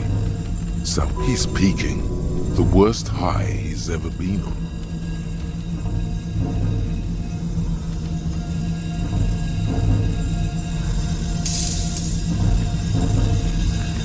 The beauty and the beat! The future of dance! Planetary! No, Egg! It's the window!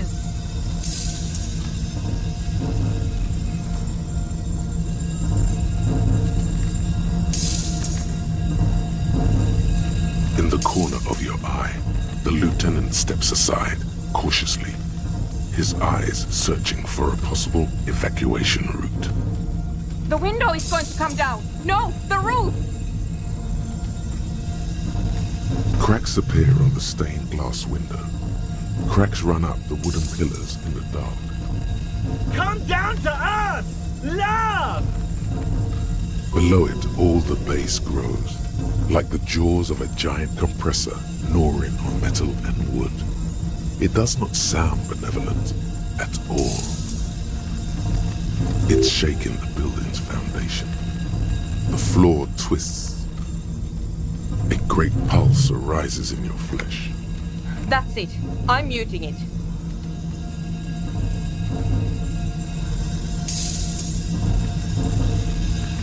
Oh! I want to feel the heat with somebody! Shit! It doesn't stop. A seal? Have you? Yes, I've turned it off.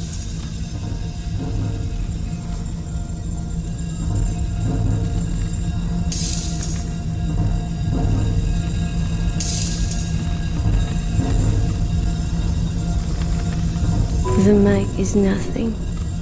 This has nothing to do with Mike.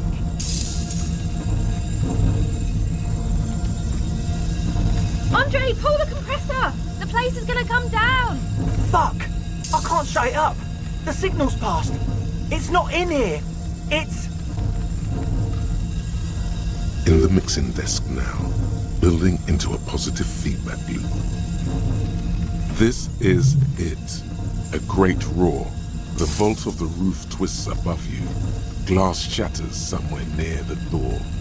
It's coming down.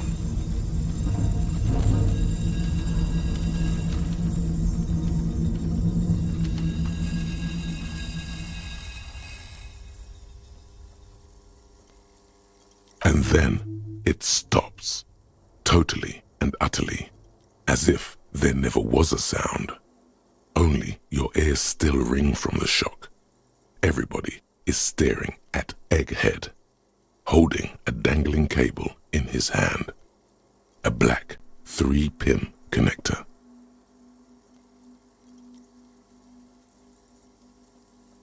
Egg.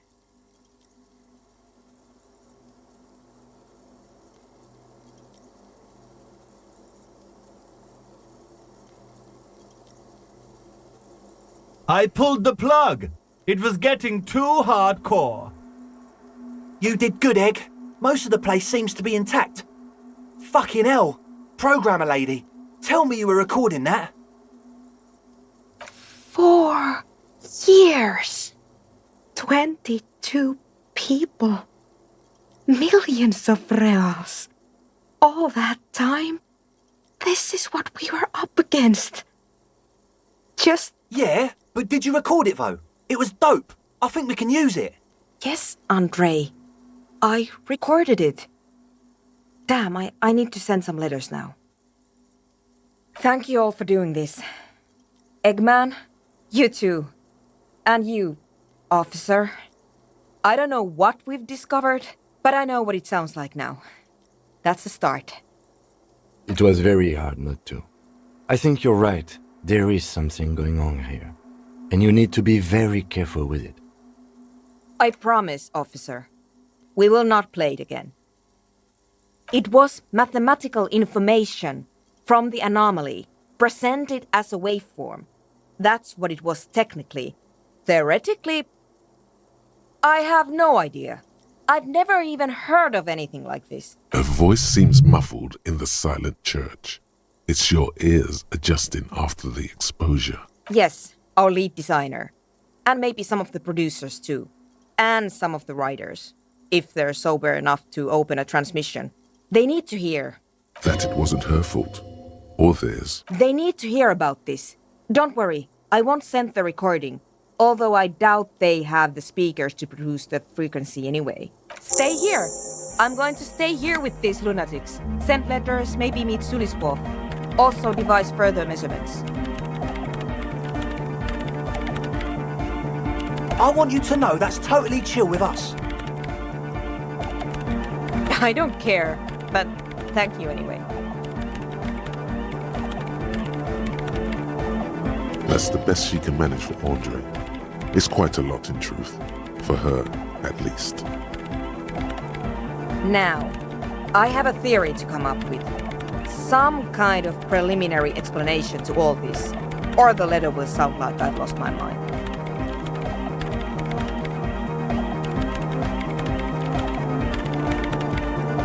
Yes, and we have to get back to stabilizing Martinez. Instead of demolishing it with loud bass noise of unknown origins. Some tiny hard thing lets go in your stomach. You're still alive. You have an explanation for all this. Somewhere deep in you. You just don't have the pieces yet. You don't have to. You already have. A long time ago.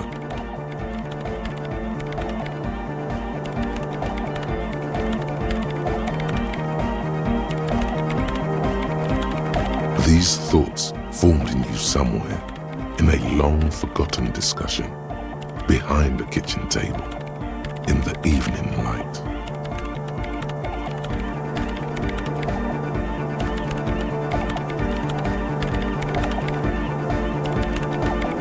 Drinking coffee and smoking, with a friend. And a woman, she was there too. Her hair smelled of shampoo and she was smoking.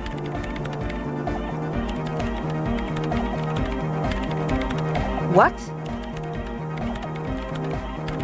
But Pale isn't here.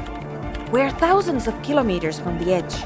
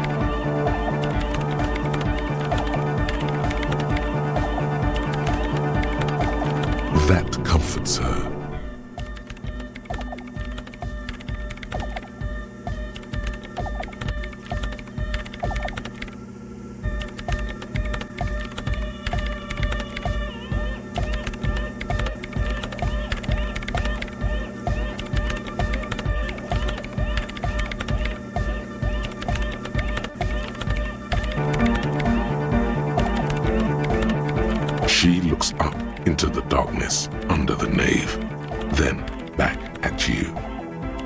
You have her full, undivided attention.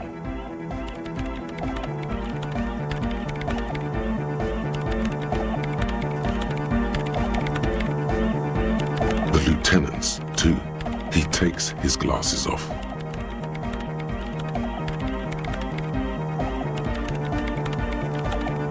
Then, what is that? It's nothing. No, it's less than nothing. No. Then the pale is... But the gradient, it clearly hasn't started yet. We're here, and the pale is not. I understand. A theory of the pale where instead of an outer ocean, it metastasizes, like a cancer or a mold, erupting in points inside the world. According to this, how long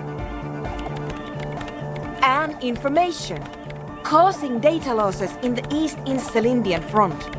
Have you considered why it's formed in a church? And also when or how it might start growing, or if it has other effects in addition to sound and data?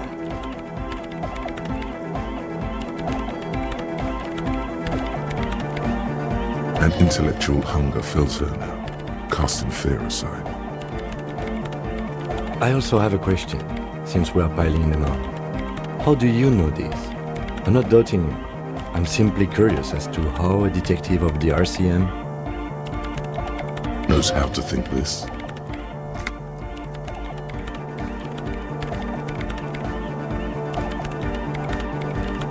Of course!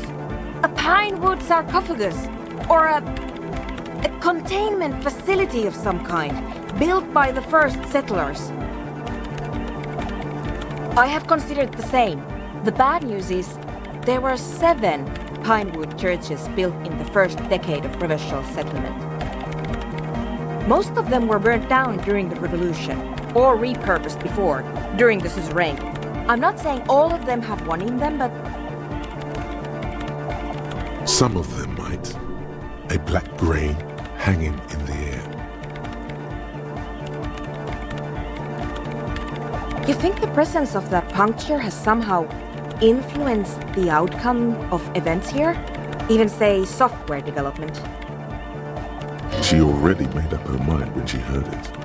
Some kind of great and uncaring force had to play a part. It wasn't only them.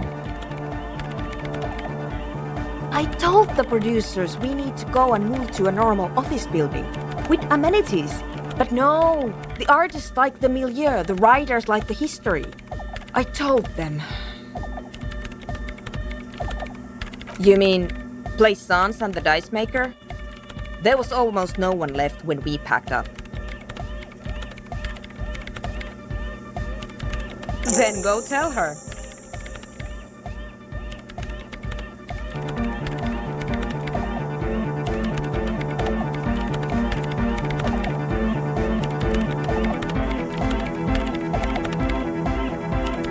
An amateur anthropomedic police officer. I'd like to say I've heard stranger things, but I'm not sure. This is a hell of a guess, however. Well worded, I might add. Yes, it is very interesting. But I wouldn't say you know. This is a guess. One that's going to have to be proved by anthroponetic scientists.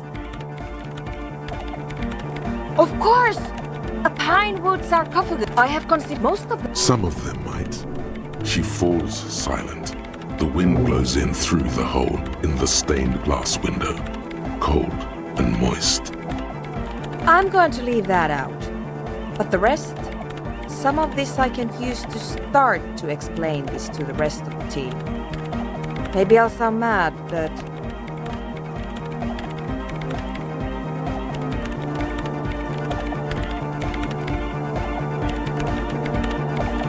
Man, you will certainly sound mad.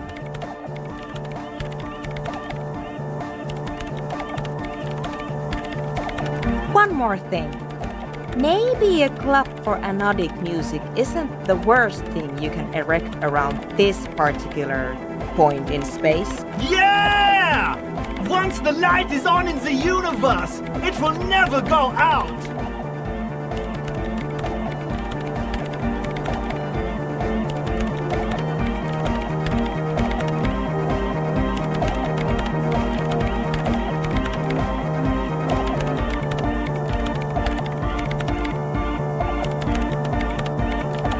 Thank you, Egghead. Let's leave it at that, shall we? We have an anthropogenic detection to perform in this district.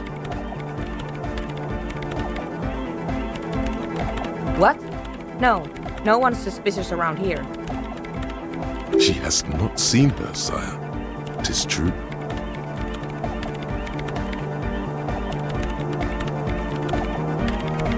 The swallow, you mean? What about it? Great, thanks.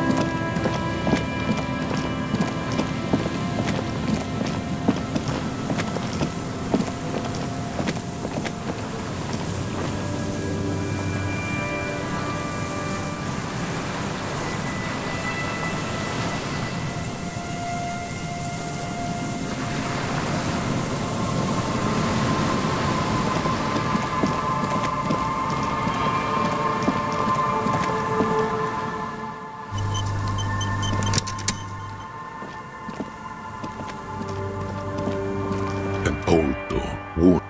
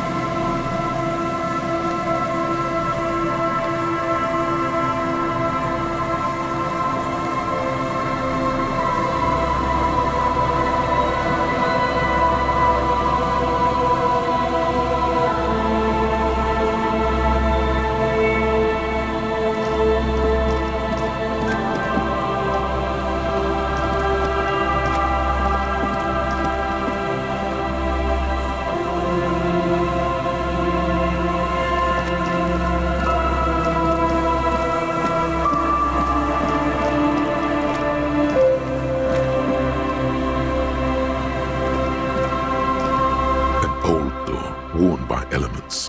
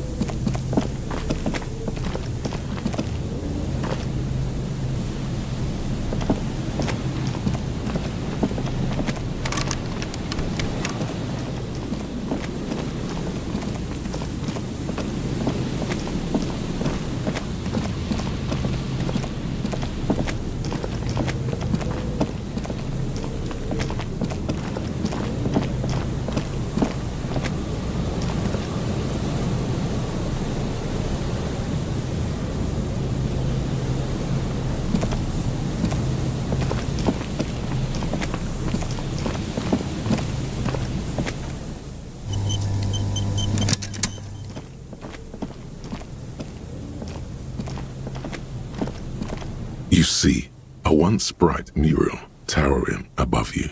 The signage has peeled off over the years. A slogan used to intertwine with the loops above the mural, a collapsed roof, broken windows set in walls that are cracking and will soon also fall, and the coastal breeze rustling and sighing in the remains of the edifice. Felled Electrical. How ironic. All these dark rooms. Felled Electrical. You only know them as a small company that makes ink cartridges. Looks like they used to be big. There's something in the wind. Sometimes the only way to go forward is to fail first. Indeed, somehow you knew it was here. An urban ruin gutted by looters that once used to consume money and dispense warmth and light. You felt it before when it rained in Martinez, and you felt the cold of the rain. The feeling persists. It has been in you ever since. In there? She could. Or she could be in the identical room over there, or in that boat shack, in that church tower maybe. Why single out this one building?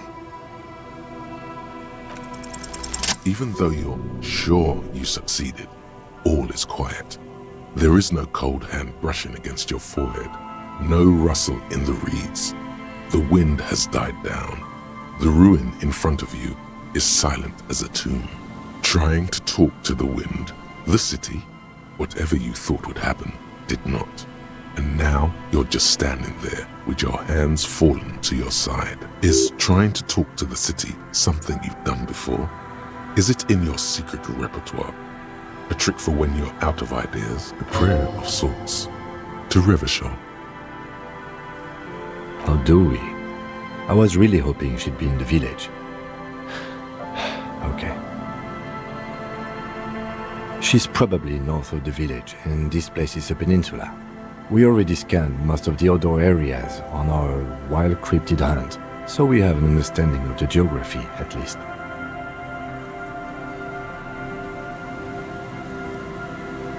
And then there's the church. We've already searched that and can rule it out.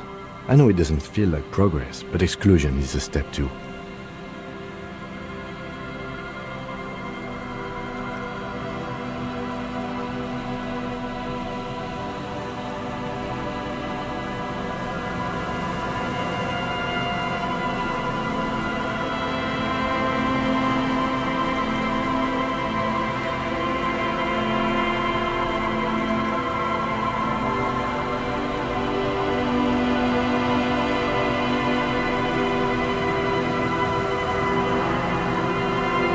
Anyway, we do it the old-fashioned way, sector by sector.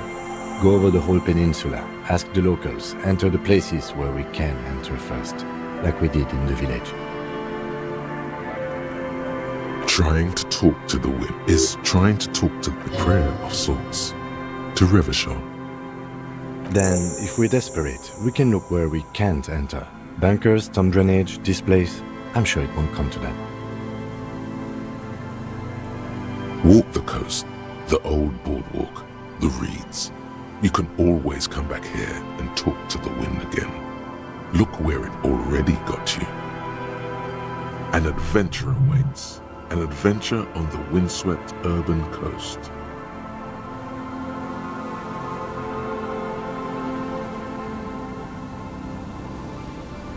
Buckle up and raise your collar. This search is going to be wet and cold. Suddenly, there's a sigh, carried on the molecules around you, moving, flowing from high pressure to low pressure, like that of a woman emptying her lungs. She wraps the collapsing stone box in front of you in her breath, flowing through it. In through the collapsed roof, flowing down a concrete staircase to the basement, sweeping away footprints in the dust on the stairs, and then the beach below the boardwalk, its winding tunnels, a whisper away. She's down there.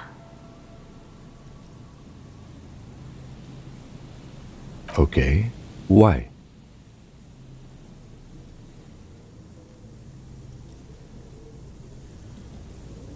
So, how do we get in there? The doors were on the collapsed side of this building. They're gone, basically. Finally, my time to shine. Perhaps you can climb them. We are not climbing anything.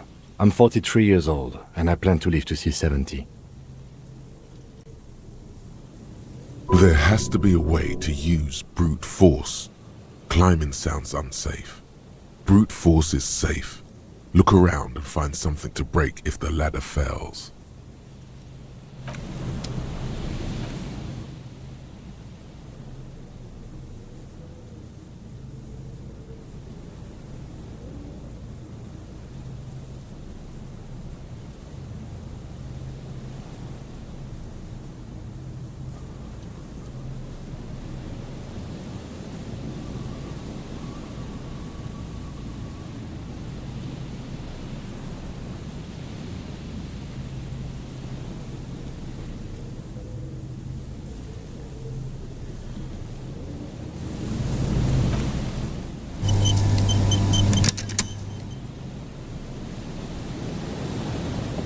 A rusty ladder leads to the rooftop. Some of the rungs are missing.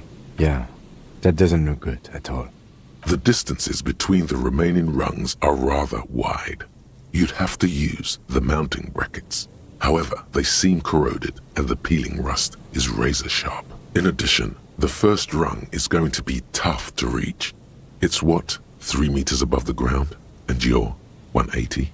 Not to mention that the roof is collapsing and the wind gets pretty brutal up there. Dismounting from the ladder is going to be hard. Perhaps if you were to not climb the ladder. Instead,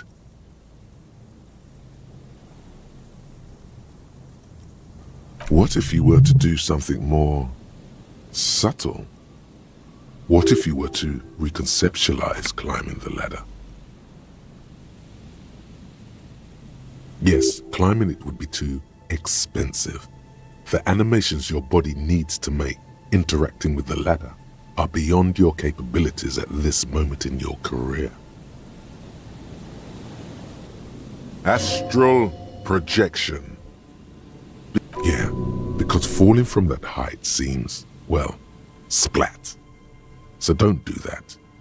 Just, The distances between the remaining rungs are rather wide. You'd have to use... In addition, the first rung is going to be tough to... Not to mention, what if you... Yes, climbing it would be too expensive. The astral projection. Yeah, because falling... Teleportation is not a thing. Even if it isn't, no one told you. That's not how physics work, detective. And even if it were, wouldn't you need some kind of apparatus? A teleportation field or...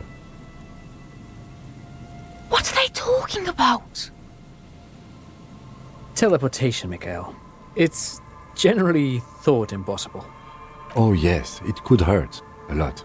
He is restraining himself from using a parental tone with you right now.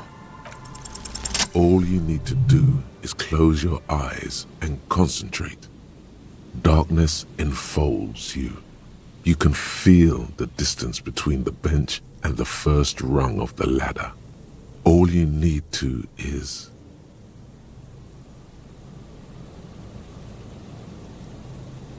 Zoot, zap, pow, crinkle. It's like magic. You feel yourself disappear, your atoms fading out of existence. Oh my god, I can't believe it.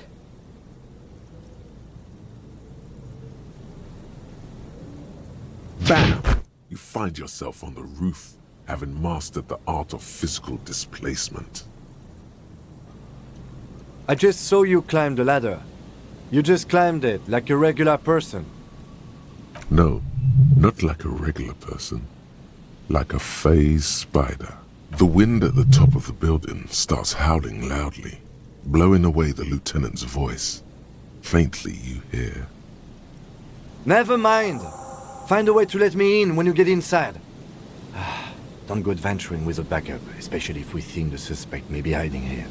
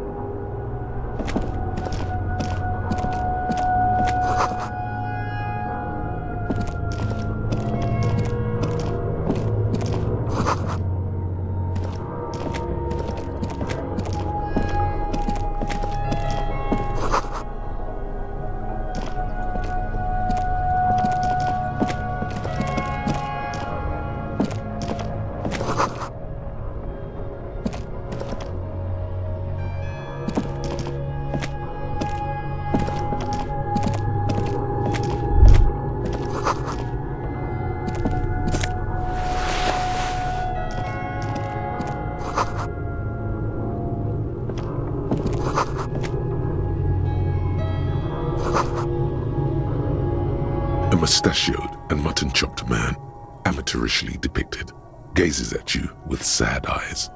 A plaque reads, K. Mazov.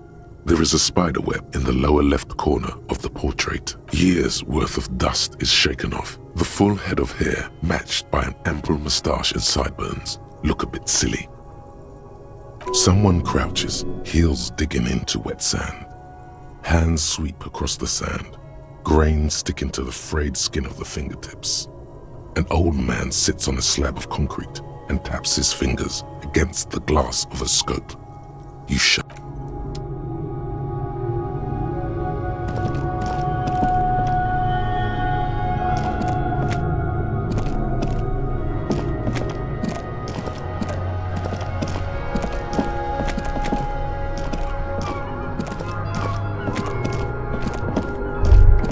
This isn't just glass. These are old computation components. Yes, filament memories. From the time when wires were cast in glass, slides with an inlaid nervous system. The how was a closely guarded secret. Something that was locked in safes in human heads across the river where they were manufactured. As to why, your fingers don't know. The why is easy, because they hadn't come up with modern silicon-based systems yet. For vitreous cast filament memories, though, these seem incredibly advanced.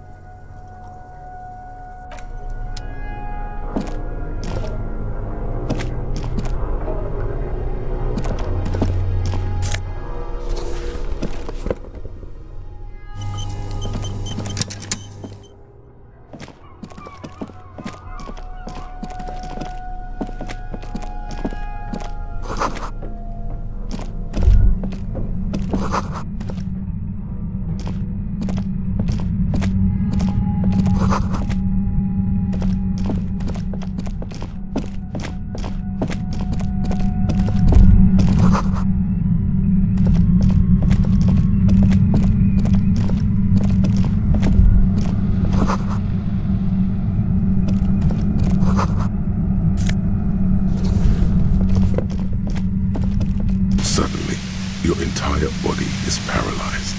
Aggressive white noise fills your skull. A strange pain like you've never felt before. The static overcomes you. The darkness takes over as you feel yourself slipping into an unknown mute state. Oh, it's death. This is the end. Cop dies under the boardwalk. An officer of the RCM, hot on the track of a suspect, died yesterday, of causes yet to be determined. I told him not to go after the suspect without me, said Lieutenant Kim Kitsuragi, the deceased partner on the case.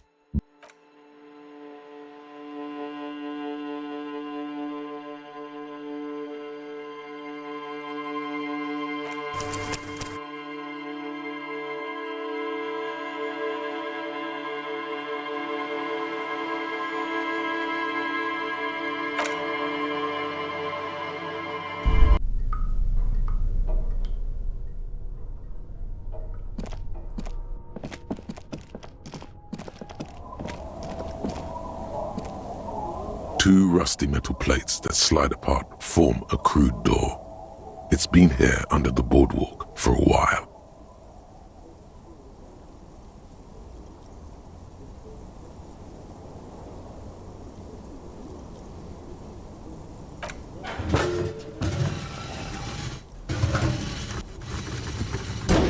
The doors seem to be on rails, but they've gotten jammed. You grab a side and put some strength into prying it open. With the help of your partner, the two metal panels slide open with a creak.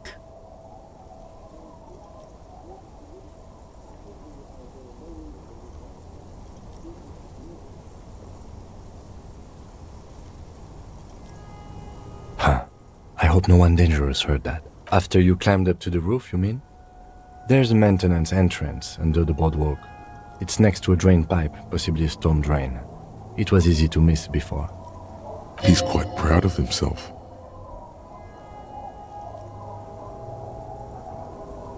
At least now we have an exit, so let's get going.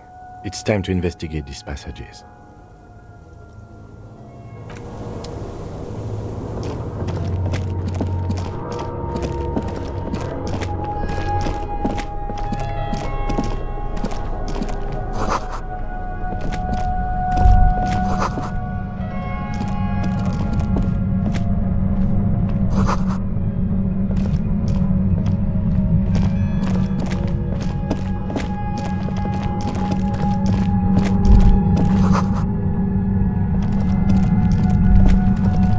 Again. No. What do you mean? I don't feel it, but we should still be careful. There were footprints back there, and I'm pretty sure they were fresh. No, but you are the sensitive one. It's not a quib. The situation is dangerous. He trusts your gut feeling on this. Looks like our suspect. If she's in here, we need to plan our once we detain a credible suspect. Who knows what the Union and the Wild Pines will do? We'll set in motion events we have no control over. You will upset the balance of power in Martinaise. The deadlock between the company and the Union. This part of town is a fine clockwork puzzle. Disturb its peace and it will start breaking down. Keep calm. Go over the whole situation in detail.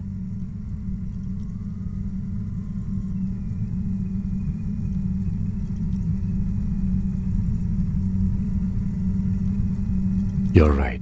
There won't be time to do that when the dominoes are falling. At the first sign of danger, they will shut the place down for good. He's right. That place is like a fortress.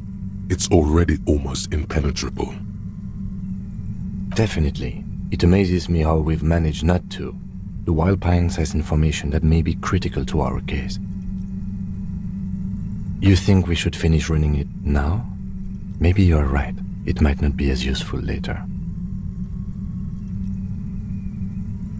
It's a minor point. You mean morale? I don't see how cryptozoology and the murder investigation are connected. But the situation in the city will get tense for everyone. If it gets that tense, the amateur zoologists might not be able to do their job. Well, we are not responsible for what we can't predict, are we? I don't think the entire city will be razed to the ground. Let's try not to worry, he thinks. If you can't predict it, there's nothing you could have done. I think I see a cavern. Maybe more cellars? I think we've been careful enough. We still have the element of surprise. I wouldn't be so sure. You haven't exactly been sneaking. Or maybe not. Either way, once we go deeper, there will be no turning back.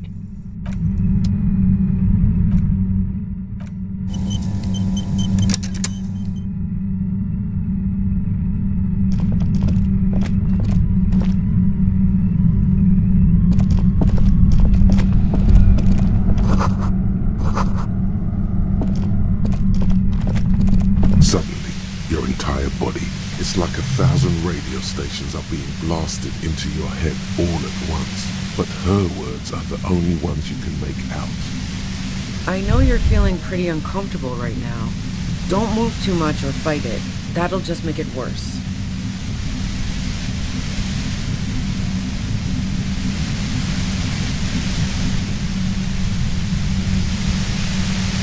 Can't say it's a pleasure, officer. I was really hoping not to make your acquaintance. But here we are.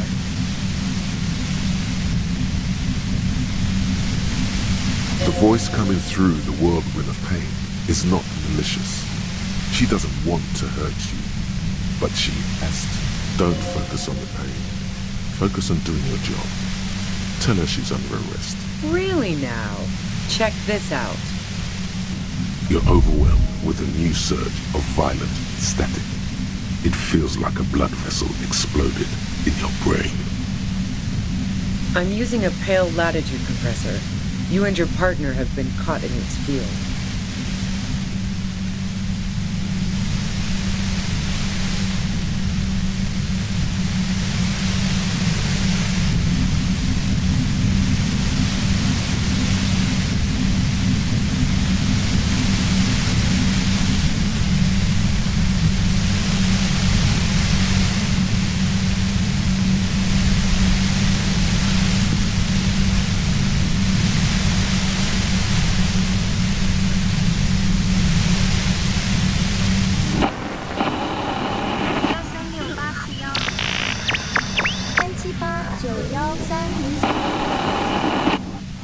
You should probably check on Kim. That's what good partners do.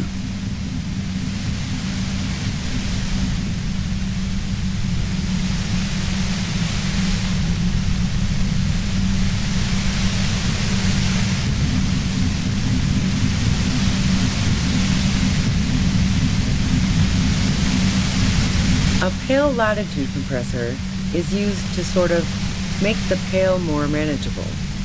With a lot of these, you can force a radio signal grid on the pale, literally crunch the distance across it.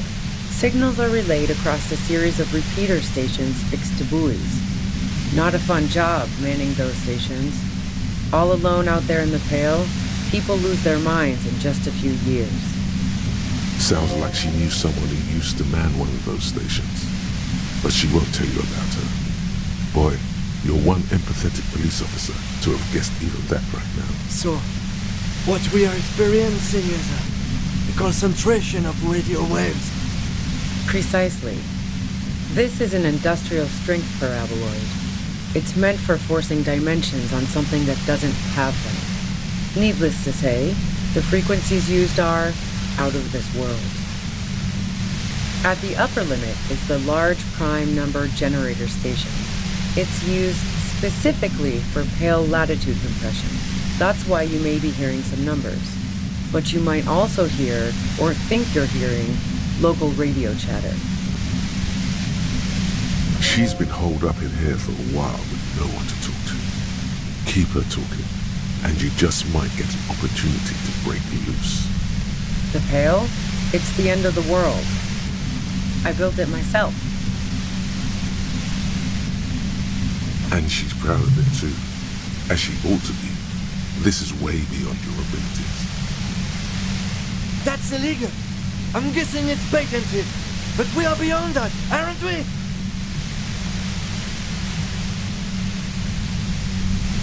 Oh yeah, way beyond. No, once I shut down the compressor, the pain will end. It may take a few minutes for you to steady yourself though. It's a bit like waking out of a very confusing dream.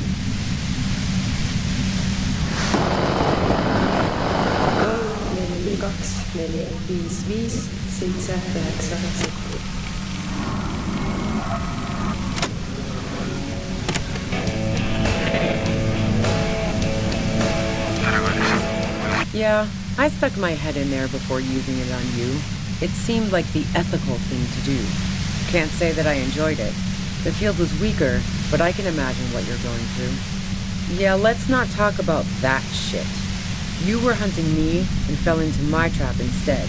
That's all there is to say about it. So she thinks of you as hunters, not cops, and of herself merely as prey. If you've got something really important to say, you can do it through the white noise. Turn this. God damn it. Fine. If you really want to talk, I can dial it down. I've also got a gun, by the way. The gun she's carrying is a 2-barreled front loader, not like the murder weapon. Well, it doesn't feel much better, but she can form sentences now. Thinking doesn't seem to hurt as much. Just keep her talking, and you'll get through them. There's only 3 meters between you and the machine. If you keep her distracted for long enough, be careful when you make your move. That'll be it for questions. Bide your time.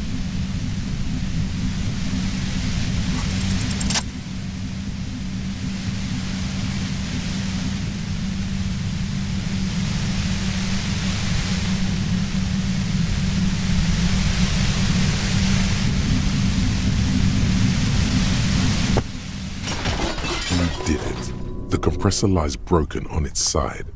It's quiet in your head again. It still hurts like hell, but... All good, officer. Be careful. She looks at the machine, assessing the damage. Her hand trembles. Oh, fuck it. If she kills herself, you'll get her gun. She's truly desperate. She thinks she has no other options. You know.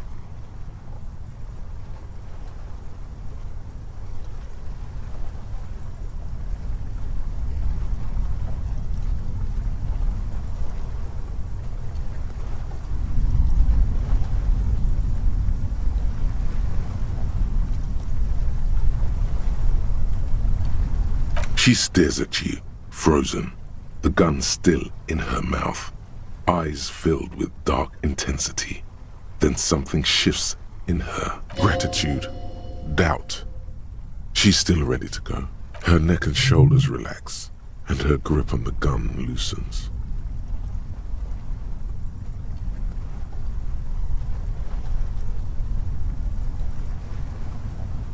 Day of miracles. I'll take it.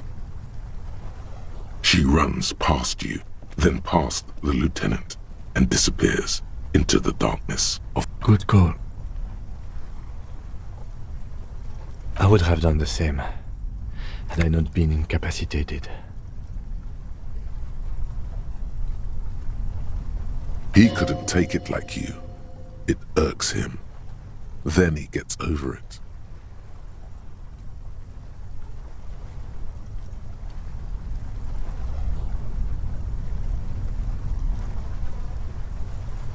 I have a feeling we didn't.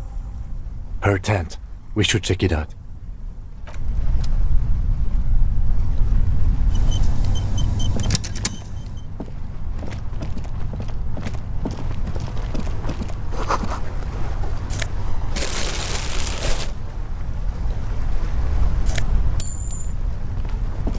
The plain red tent stands by dispassionately. It was pitched by practiced hands. She's used to camping out.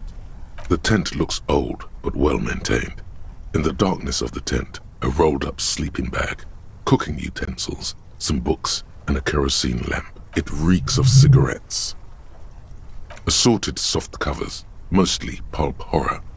A motor carriage lies buried in the snow on one cover. On another, a ghost airship. You also see a collection of Radio Enthusiast magazine. See anything? Rager Monthly, Journal of Material Science. More Technological Digest. One of the magazines doesn't have images on the cover. It's not a magazine, it's a leather notebook. You pocket the worn brown leather journal. A trusted friend left behind. We should read this immediately, like right now.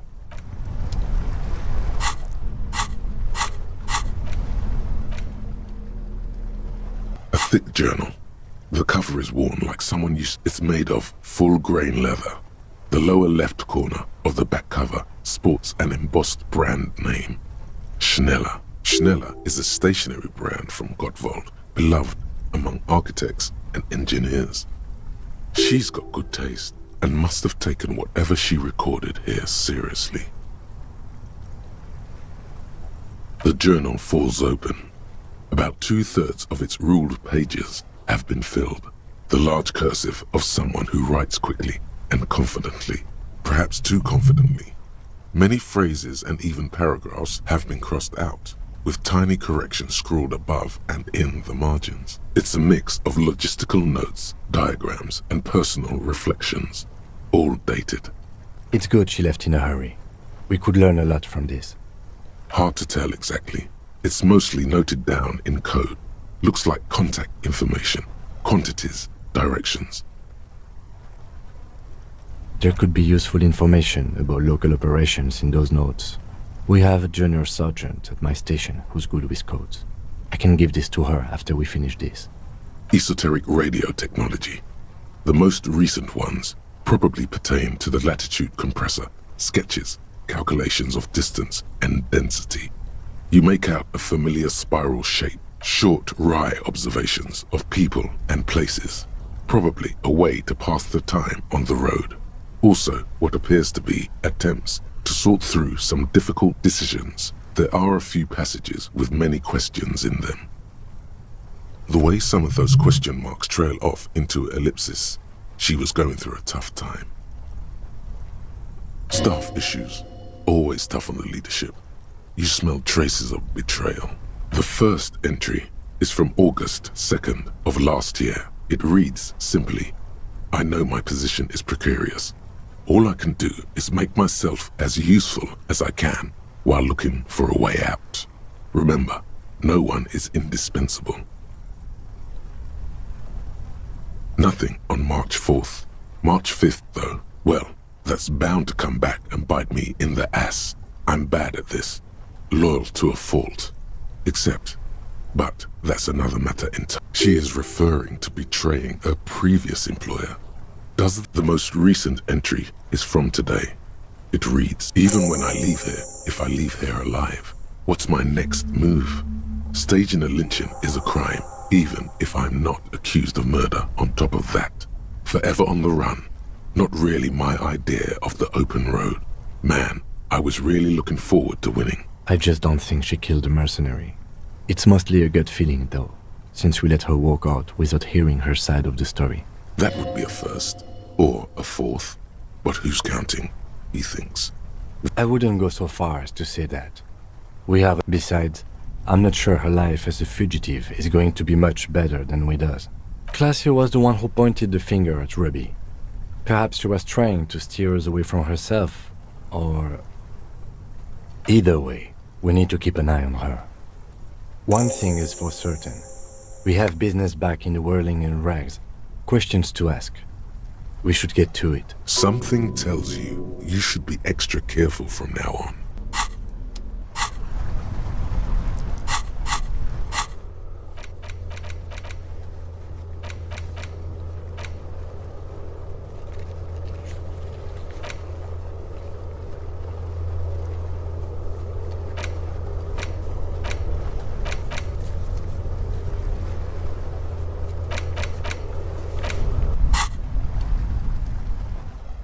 The plain red tent. It was pitch.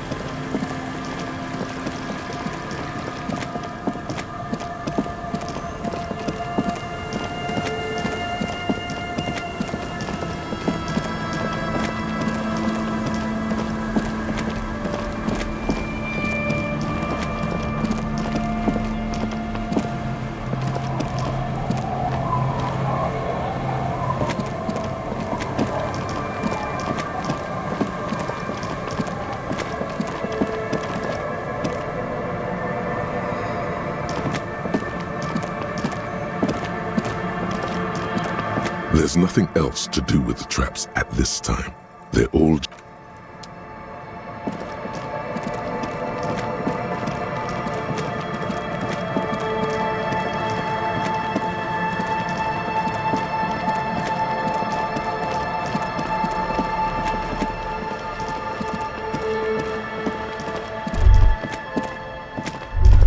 Stop.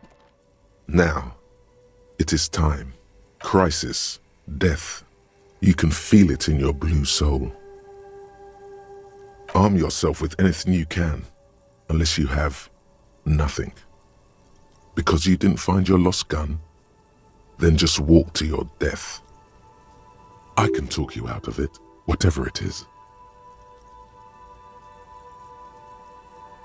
You're too likable to die. Don't worry.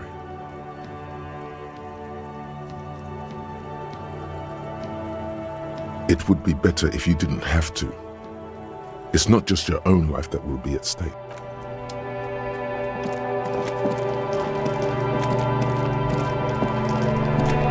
I'm all out of shits to give, loincloth. Welcome to the fucking reckoning. Put your damn gun down. People are gonna get hurt. We need to talk this through. All right? Shut up. You're not gonna talk yourself out of this, loincloth shit fuck. Shh. This is a misunderstanding. Nothing irreversible has happened yet. You can just return to your unit and forget all about this. The Kypt is merciful, willing to spare us if we just forget about our murdered and humiliated commander. I think we should just kill everyone, Corty. You are all drunk. Come to your senses. You won't gun down 7 people in the middle of the street. This isn't a frontier town or a jungle outpost. Easy, Lizzie. Let me handle it. I know guys like this. I'm sure we can come to a peaceful agreement. Ain't that right, fellas? He is facing overwhelmingly superior firepower, and he knows it. Peaceful. Nest in your abdominal cavity like a little wild mouse.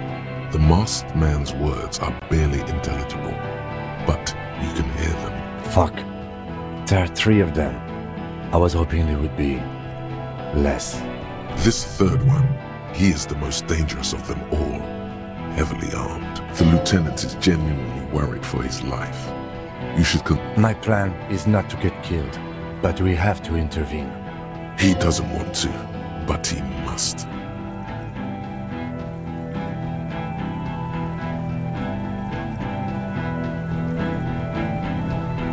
No, we have to step in. This is not going to end well if we don't. Get lost, comedian. You cops had your chance. Now it's fucking time for some justice. I think he's calmed down a bit. No, he didn't. He's about to open fire.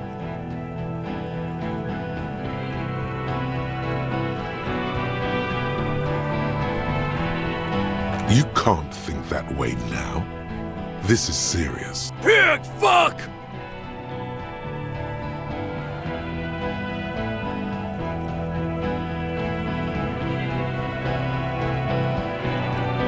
Oh, people are gonna die today. We're not leaving it like this. These tribals hung him up for everyone to see. No one is going to kill anyone. Let's just put the guns down and talk like civilized human beings. She doesn't seem to understand the severity of the situation. With a wordless gurgle, the killer loads his long rifle. The leader gives a small nod to the helmeted man. You feel your fists contract as you stand there between these men, all carrying real weapons. You really, really should have a gun in your hand by now. Or something dangerous. This feels scary. No, it's okay. Soften him up and trust the others to attack if it comes to that.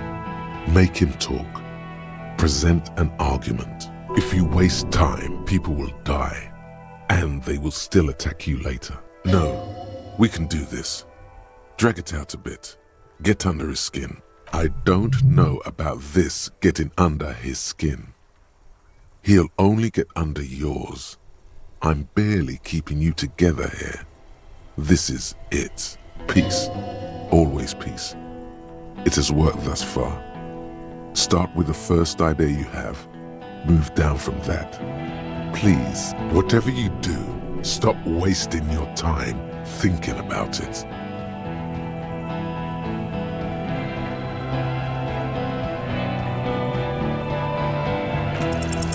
All right, here we go. This is an illegal tribunal. Krenner would never sanction this. Who's the commanding officer? Take your pick. Really, none of this looks like it's going to do anything but piss him off. You only have time for one argument.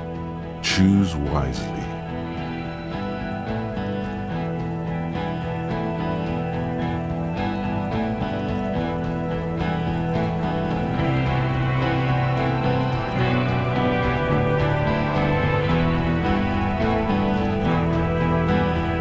Pops, you have no idea about the rights Crenell extends to us.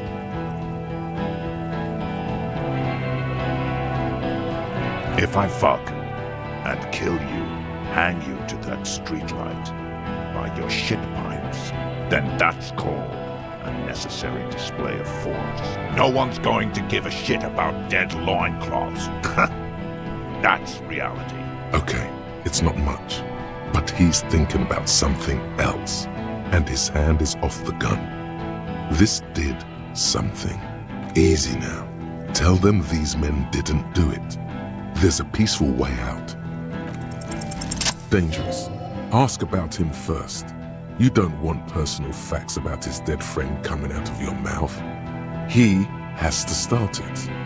Sergeant Major Raoul Cortiner, reporting in to burn this fucking mud hut to the ground. As he moves, the interlocking pieces of his armor click. Softly. Corti. Cortiner. Major Raoul Cortiner. Friends with Lely. Raoul and Lely. For killing, maiming, and humiliating our commanding officer. You're all sentenced to death by lead. Baby blue, yeah. Like someone fucked up and put a baby's eyes on a grown man. It was creepy, but bitches like that shit, I guess. Or, I don't know what bitches like. I just know how to mow down plots. Fuck do you mean, talker? We've heard testimony. People say he was charismatic, nice guy to be around. Yeah, he liked to chat up the natives. Share leaflets, squeeze a bit of kiptass here and there. Great fucking idea that turned out to be. If Lely was here, he would spare the lot of you. Maybe shoot one for show. But me, I'm not a big fan of public affairs, clay monkey. I'll gun every one of you down for what you did. Ready to open fire, Major. At your command. This one isn't used to being suited this long. She's uncomfortable. We'll open fire just to hurry things along. Find his killer. Cop, his killer stands right there, shitting his pants, and you're standing in the way, protecting them. I know what this tactic is, Silo Sam. You're gonna die for them. Right here. This did nothing. You think you were onto something? You just wasted time. Please, act.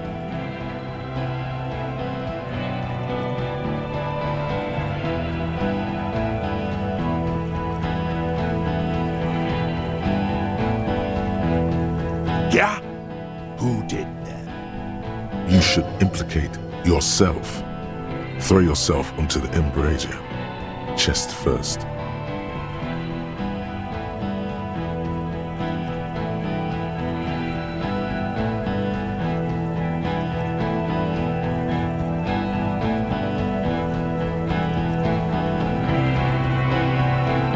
Time. You had time to fuck around in that church. Chase some dumb drug trader. I saw you. Time is up, Loincloth. Give me a name. No, wait! He did it. He is tense, like a steel spring under full load.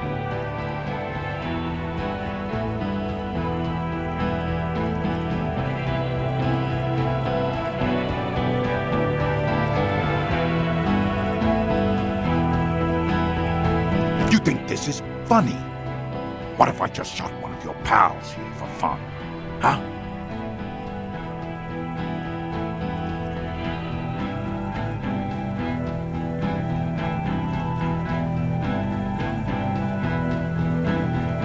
How about the kit?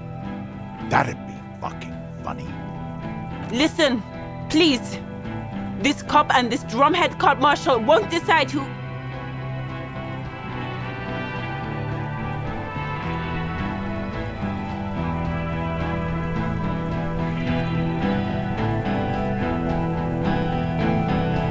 He's gonna do it. He's gonna shoot her. The Hardy Boys confessed to hanging him, all together. Titus said we took him out back and hanged him. He said it loud, in a public place.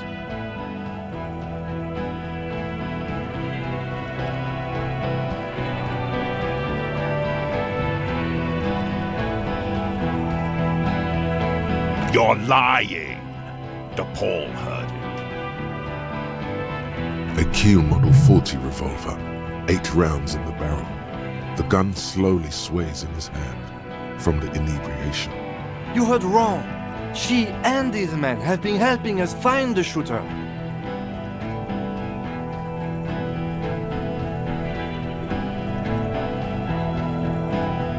Fucking liars. The shot rings in your ears, a low, tinny ring. Then the Hardy Boys yell something. The young woman stands and looks behind her. The shot has flown over her head, crashing a small pane of the glass window behind her. I missed. Not true. He purposefully over-aimed and shot the window. You had him second-guessing himself, only for a second. Do not assume he will miss the next time. I know what I heard, Corty. They said they killed him. They said it was a good way to end a Sunday night. That doesn't sound good. You need to change the topic now, or there will be another shot. What topic? Shots have been fired. Act before it's too late. This was a close call. Yes. So what? Yeah? So what? You should be drunk too. It's insane how long it's been since your last drink. Get one in you right now. Exactly. This is so horrible. People are gonna die whatever you do. It will be all your fault. Only a drink will soothe this. Keep thinking about the drink.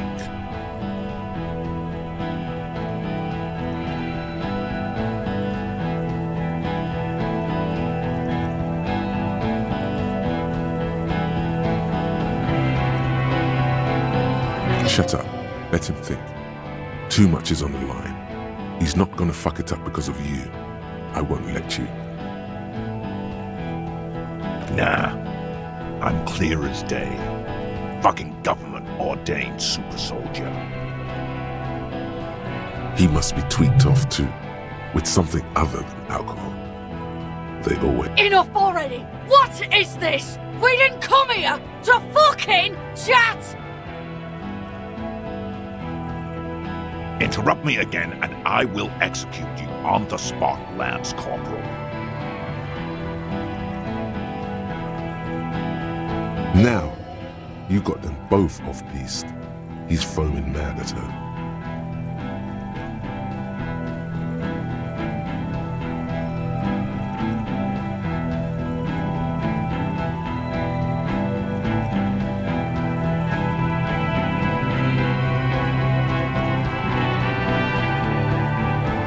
Who the fuck is that? Glacier, the woman upstairs. Where is she? She left! unarmed, hunched, but keeping it together.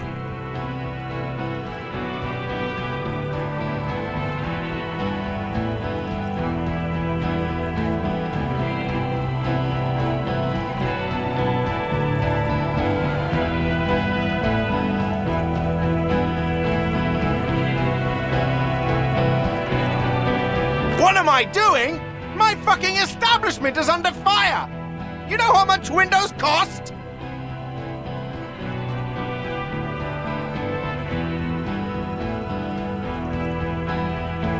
She left! Her room's cleaned out! Right before these assholes showed up! We should have arrested her. You can feel how upset he is with himself. Just for a second. Then the fear takes over and he's back in the moment. Hey, Bushman! Your little cunt isn't gonna help you out of this one! She's gone. Forget about it now. Concentrate on this. What's that, loincloth? I can't hear you. Sounds like you got your mouth full of dick. Rude. Shit, this is it. Tell him anything. Tell him you have more information. Rude. Kill him.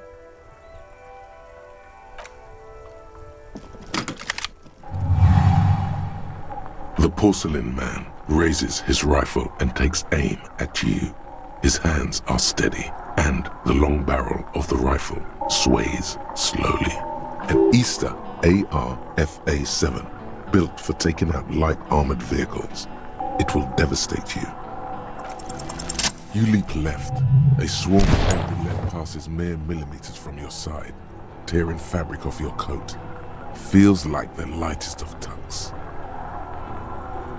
The man tilts his head, trying to see through the clearing smoke for the next shot. Watch out. To your left, DePaul is about to take a shot too, at Kim. God, please. He's aiming for the eye slot in Rude's helmet. An extremely difficult shot. He has to. The rifleman will fire at you again. 2 shots ring at once. One from the lieutenant's pistol, and the other from DePaul's. It's aimed at the lieutenant, but it misses.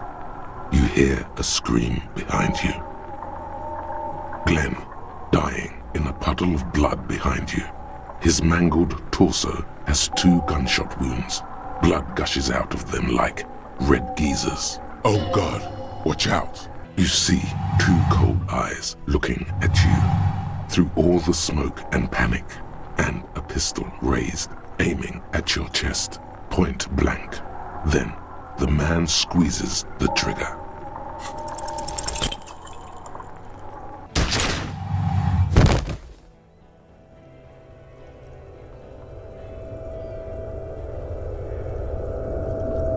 You can't. There is no time. Something inside your pelvis explodes. Your entire lower body is on fire and your legs can't support you. You fall down like a rag doll. The Hardy Boys are yelling. Someone is running, jumping over you. In the background you hear gunfire shatter glass, and then a man in pain. A familiar sound. It's Titus with a splat like meat. You hear bullets rip into him. His voice, still giving orders, grows fainter. A gurgle. He's not gonna make it.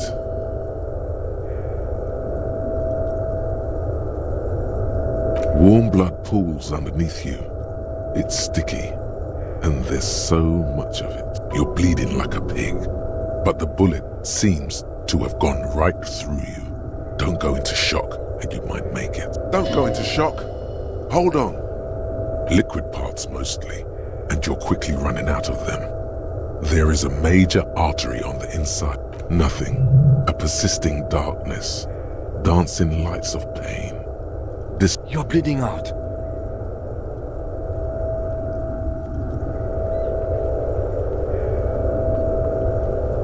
Stay with me. You hear me? Stay awake. Look at me. But you can't.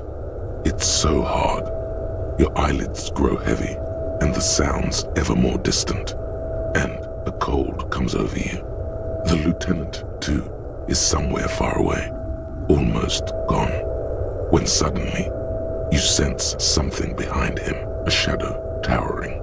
Someone stands there, raising his pistol at him. The lieutenant does not see it.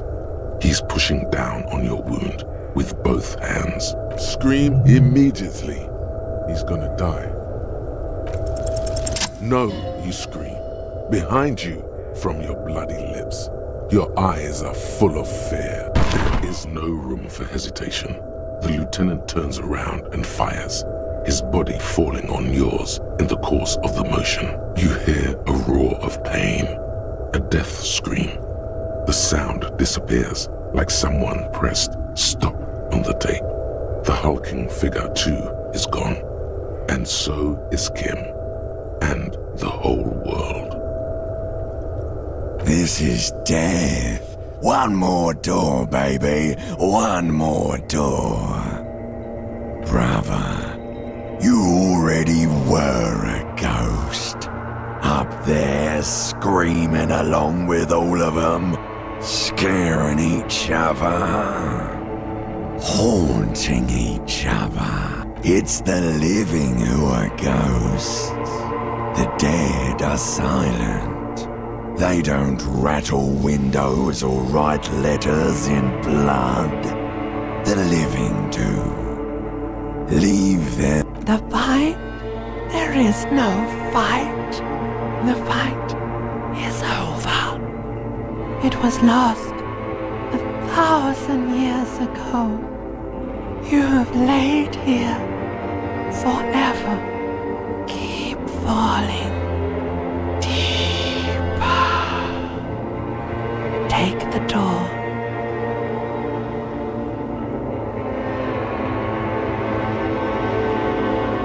He's not taking it.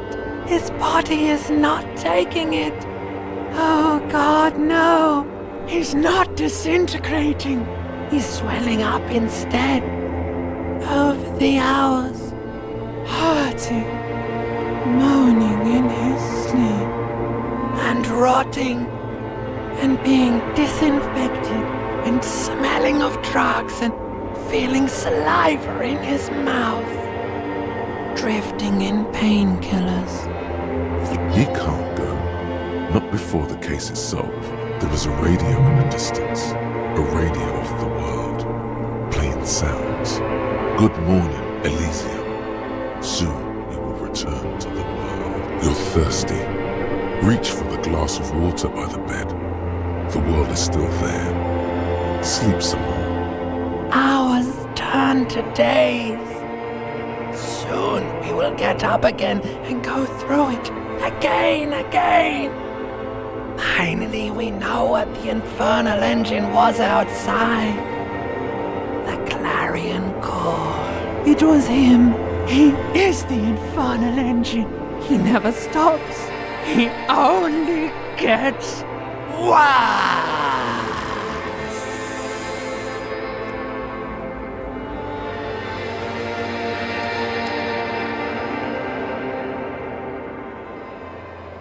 You see the lieutenant's familiar shape in the orange jacket. It turns double, then triple, from the pain.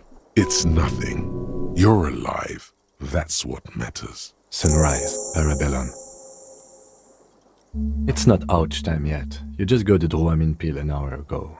Wait until it wears off. Dramamine? Then it's not that bad. Neither surgical nor organ damage bad, but still under-the-counter bad. Mr. Gart cleaned it. It took him an entire day. 2 days, in and out.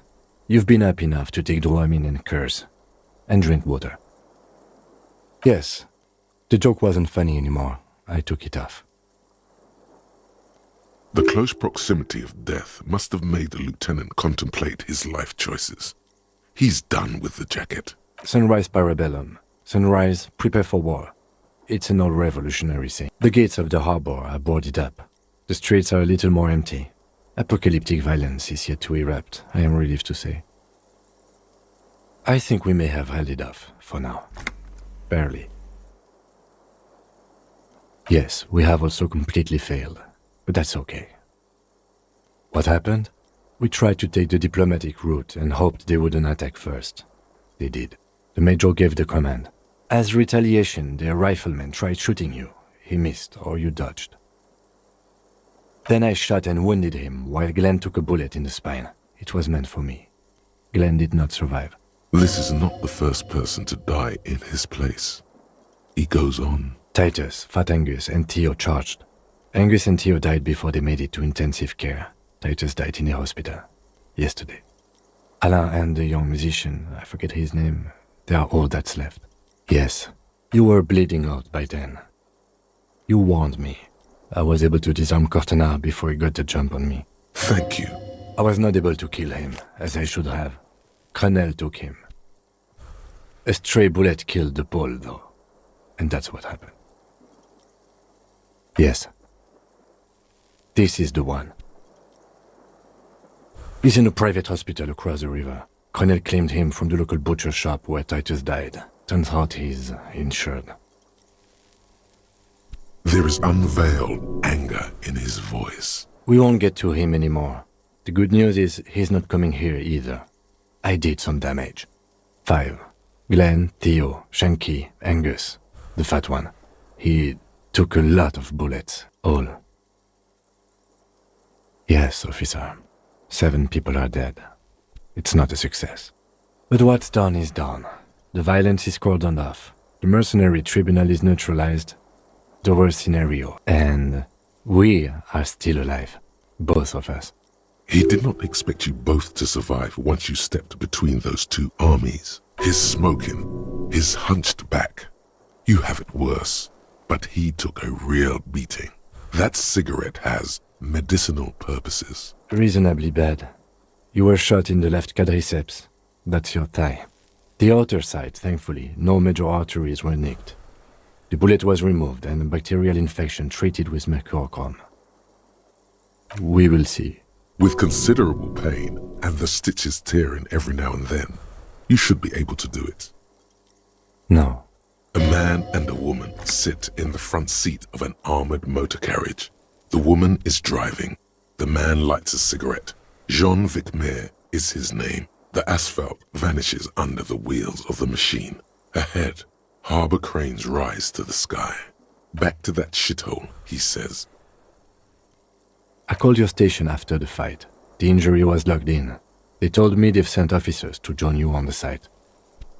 I'm sure they're worried about you. No, they would be here if they were truly worried. Sorry, he may have some idea, but he's not gonna get into it with you. That's between you and them, he thinks. I did. No need.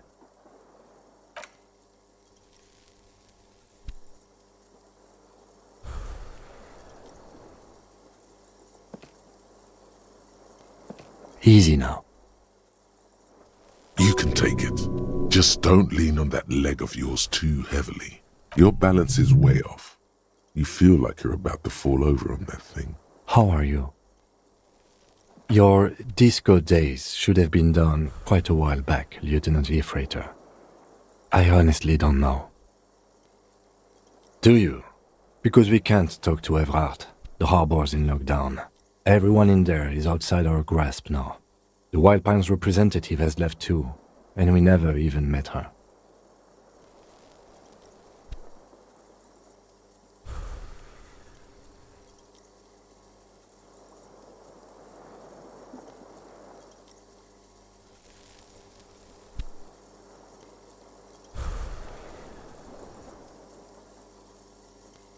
Yes, Joyce Messier, on the boat, you know? She could have helped us. It's clear the mercenaries were working for Wild Pines, at least partially. It's a little late to elicit her support now. Ruby's gone, and Class here too. I don't know. I think your incredibly dangerous theory about you being the killer was incorrect, however. There is not one piece of evidence to support it. Honestly, I think our investigation has not produced a single credible suspect.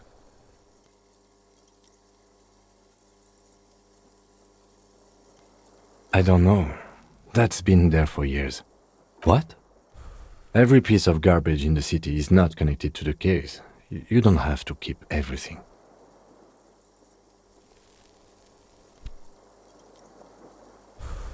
He's wrong. Okay. Yes, God cursed the footprints, not solving the case for us. Au diable.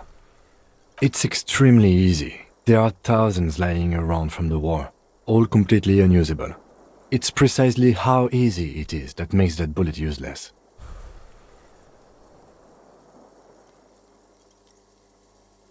We could find thousands more if we wanted. All of Revachol is full of them. But they seemed so mysterious. No need to be melodramatic. What is? Something. I'm afraid we may not be able to locate communism, Detective. Ideology does not have anything to do with the murder investigation. He arches his brow. The ceiling fan. It really is very hard. He sounds surprisingly weary. No. Are you ready to limp? Good. A gust of wind blows in from the bay. The duraluminum box around you vibrates imperceptibly. A familiar cold, a red thread on the roof upstairs. Why not? Another look at the window, perhaps? The one he was...